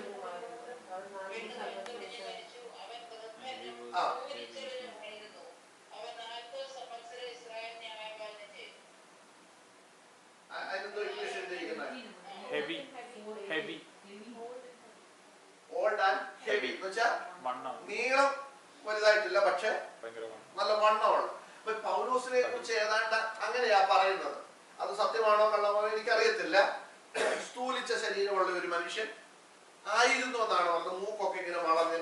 അപ്പൊ ഞാൻ പറഞ്ഞത്, അപ്പൊ ഇവര് നോക്കിയപ്പോഴും ഏതാണ്ട് ഇവനെ കണ്ടിട്ട് ഒരു കാരണം വെയിലും ഒക്കെ കൊണ്ട് ഇങ്ങനെ പൗലോസ് തീരുവാ. ഇങ്ങനെ സുവിശേഷം പറഞ്ഞ് നടക്കുന്ന മനുഷ്യനാണല്ലോ. അപ്പൊ നല്ല വെളുത്തു ചുമന്നൊന്നും ഇരിക്കുവല്ല. അപ്പം ഒരിക്കൽ ഒരു വല്ലാത്ത കളറിലൊക്കെ പൗലോസ് ഇരിക്കുന്ന കണ്ടപ്പോഴേ അവർക്ക് തോന്നി ഇവൻ ആരാ? അത് കൂടാതെ ഈ അണലിയുടെ കയ്യിൽ എന്ത് ചെയ്തു? ചുറ്റി തൂങ്ങിയപ്പോ അവര് പറഞ്ഞു, ഈ മനുഷ്യൻ കൊലപാതകൻ, ഒരു സംശയവും വേണ്ട, യവൻ കടലിൽ നിന്ന് എന്ത് ചെയ്തു?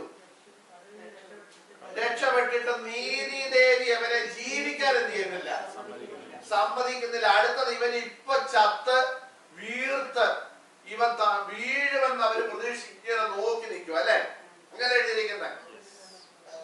അവൻ എന്ത് ചെയ്തു? ആ ജന്തുവിനെ കൊടഞ്ഞ് തീയിലോട്ടിട്ട് കളഞ്ഞു. ഇതിനൊക്കെ ഒത്തിരി ആത്മീയത്തോടെ സമയം കൊണ്ട് ഞാൻ അതിലേക്ക് കടക്കുന്നില്ല. തീയിലേക്ക് ഇട്ട് കഴിഞ്ഞപ്പോൾ ദോഷമൊന്നും പറ്റാതെ വന്നപ്പോ ഇനി അടുത്താണ് നിങ്ങൾ ശ്രദ്ധിക്കേണ്ടത്.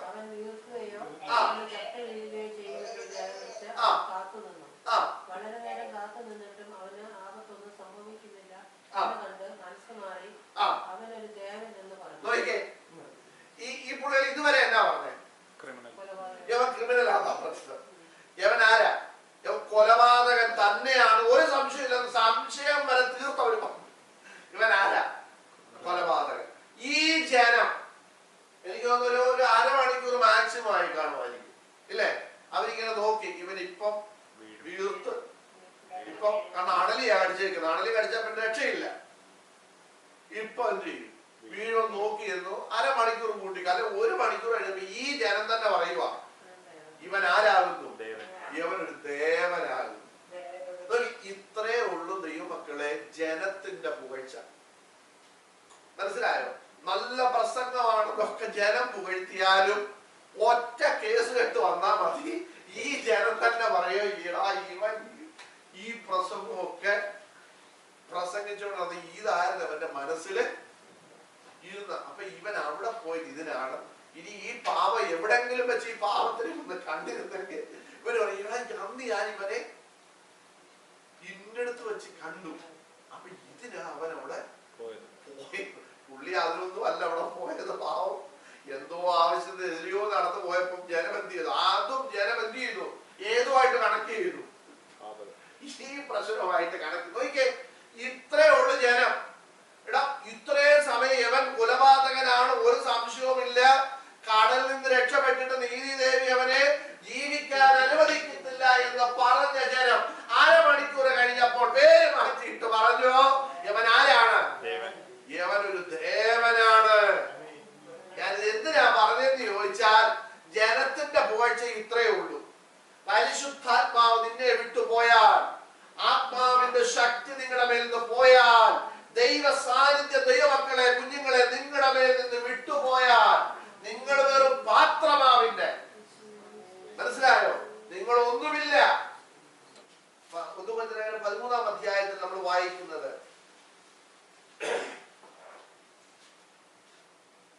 അതിന്റെ 1-ാം വാക്യം എന്ന് വെച്ചാൽ ഞാൻ മനുഷ്യരുടെയും ദൂതന്മാരുടെയും ഭാഷകൾ സംസാരിച്ചാലും എനിക്ക് സ്നേഹമില്ല എങ്കിൽ ഞാൻ മുഴങ്ങുന്ന ചെമ്പോ ചിലമ്പുന്ന കൈത്താളമോ അത്രേ. കണ്ടോ? നോക്കിക്കേ, ഈ ദൈവസ്നേഹം നമ്മിൽ നിന്ന് പോയാൽ, ദൈവ സാന്നിധ്യം നമ്മിൽ നിന്ന് വിട്ടുപോയാൽ, ദൈവത്തിൽ ആത്മാവ് നമ്മിൽ നിന്ന് പോയാൽ നമ്മൾ പിന്നെ എന്തുവാ? ഇവിടെ എന്താ പറഞ്ഞേ? ഇവിടെ എന്താ എഴുതിയിരിക്കുന്നത്? മുഴങ്ങുന്ന ചെമ്പോ ചിലമ്പുന്ന കൈത്താളമോ അത്രേ. മനസ്സിലായോ? ഇതുകൊണ്ട് പ്രത്യേകിച്ച് ഒരു ഗുണവുമില്ല. മനസ്സിലായോ? ഇതുകൊണ്ട് പ്രത്യേകിച്ച് ഒരു ഗുണവുമില്ല. ചുമ്മാ എന്ത് ചെയ്യാം? ഇങ്ങനെ നിൽക്കാമെന്നല്ലാതെ വേറെ ഒന്നും ഇല്ല. അതുകൊണ്ടാണ് നമ്മൾ കഴിഞ്ഞ ദിവസങ്ങളിൽ പഠിച്ചല്ലോ, ദൈവത്തിന്റെ പരിശുദ്ധാത്മാവിനെ നിങ്ങൾ എന്ത് ചെയ്യരുത്? ദുഃഖിപ്പിക്കരുത്. കാരണം അതിനാലല്ലോ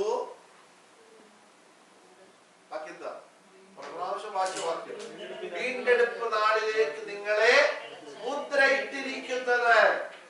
കേട്ടോ? ദൈവത്തിന്റെ പരിശുദ്ധാത്മാവിനെ നിങ്ങൾ എന്ത് ചെയ്യരുത്? ദുഃഖിപ്പിക്കരുത്. ദുഃഖിപ്പിച്ച് അതിനെ നിങ്ങൾ അകറ്റിക്കളയരുത്. പരിശുദ്ധാത്മാവിനെ നിങ്ങളുടെ ഉള്ളിൽ നിന്ന് കളയരുത്. കാരണം ദാവീദ് ദൈവത്തോട് പ്രാർത്ഥിച്ചു, നിന്റെ പരിശുദ്ധാത്മാവിനെ എന്നിൽ നിന്ന് എടുക്കയുമരുതേ. കാരണം എടുത്തു പോയാൽ പിന്നെ ദാവീദിനെ കൊണ്ട് ഒന്നിനും കൊള്ളത്തില്ല പാടില്ല എന്ന് ദാവീദിന് മനസ്സിലായതുകൊണ്ട് ദാവീദ് ദൈവത്തോട് പ്രാർത്ഥിച്ചു, നിന്റെ പരിശുദ്ധാത്മാവിനെ എന്നിൽ നിന്ന് എടുക്കരുത്, നിന്റെ രക്ഷയുടെ സന്തോഷം എനിക്ക് എന്ത് ചെയ്യണം, തിരിച്ചു തരണം. ഇന്ന് പകൽക്കാലം ഞാൻ എന്റെ വാക്കിലൂടെ നിർത്തുകയാണ്, സമയം ഒത്തിരി മുൻപോട്ട് പോയല്ലോ. ഇന്ന് പകൽക്കാലം ദൈവങ്ങളെ ബാക്കി കാര്യങ്ങൾ നമുക്ക് അടുത്ത ആഴ്ച ചിന്തിക്കാം. ഈ പരിശുദ്ധാത്മാവിനെ നമ്മുടെ മേൽ ദൈവം പകർന്നത് നമ്മെ ഏൽപ്പിച്ച ചില ശുശ്രൂഷകൾ ചെയ്തെടുക്കാൻ. ആ ശക്തിയാണ് നമ്മുടെ മേൽ പകർന്നത്. പൗലോസ് പറഞ്ഞു അത്യന്ത ശക്തി, ഇതിനപ്പുറത്തൊരു ശക്തി ഇല്ല. മോശയുടെ മേൽ പകർന്നു, അതിൽ ശകലമെടുത്ത് 60-70 പേർക്ക് കൊടുത്തപ്പോൾ അവർ പ്രവചിക്കാൻ തുടങ്ങി. അപ്പൊ ഈ ആത്മാവിനെ എന്തിനാണ് നമ്മുടെ മേൽ തന്നതെന്ന് ബാക്കി കാര്യങ്ങൾ അടുത്ത ആഴ്ച പഠിക്കാം. ഈ പരിശുദ്ധാത്മാവിന്റെ ശക്തിയാൽ കർത്താവിന് വേണ്ടി ചിലത് ചെയ്തെടുക്കുവാൻ കർത്താവ് കുഞ്ഞുങ്ങളെ നമ്മളെല്ലാം ഉപയോഗിക്കട്ടെ.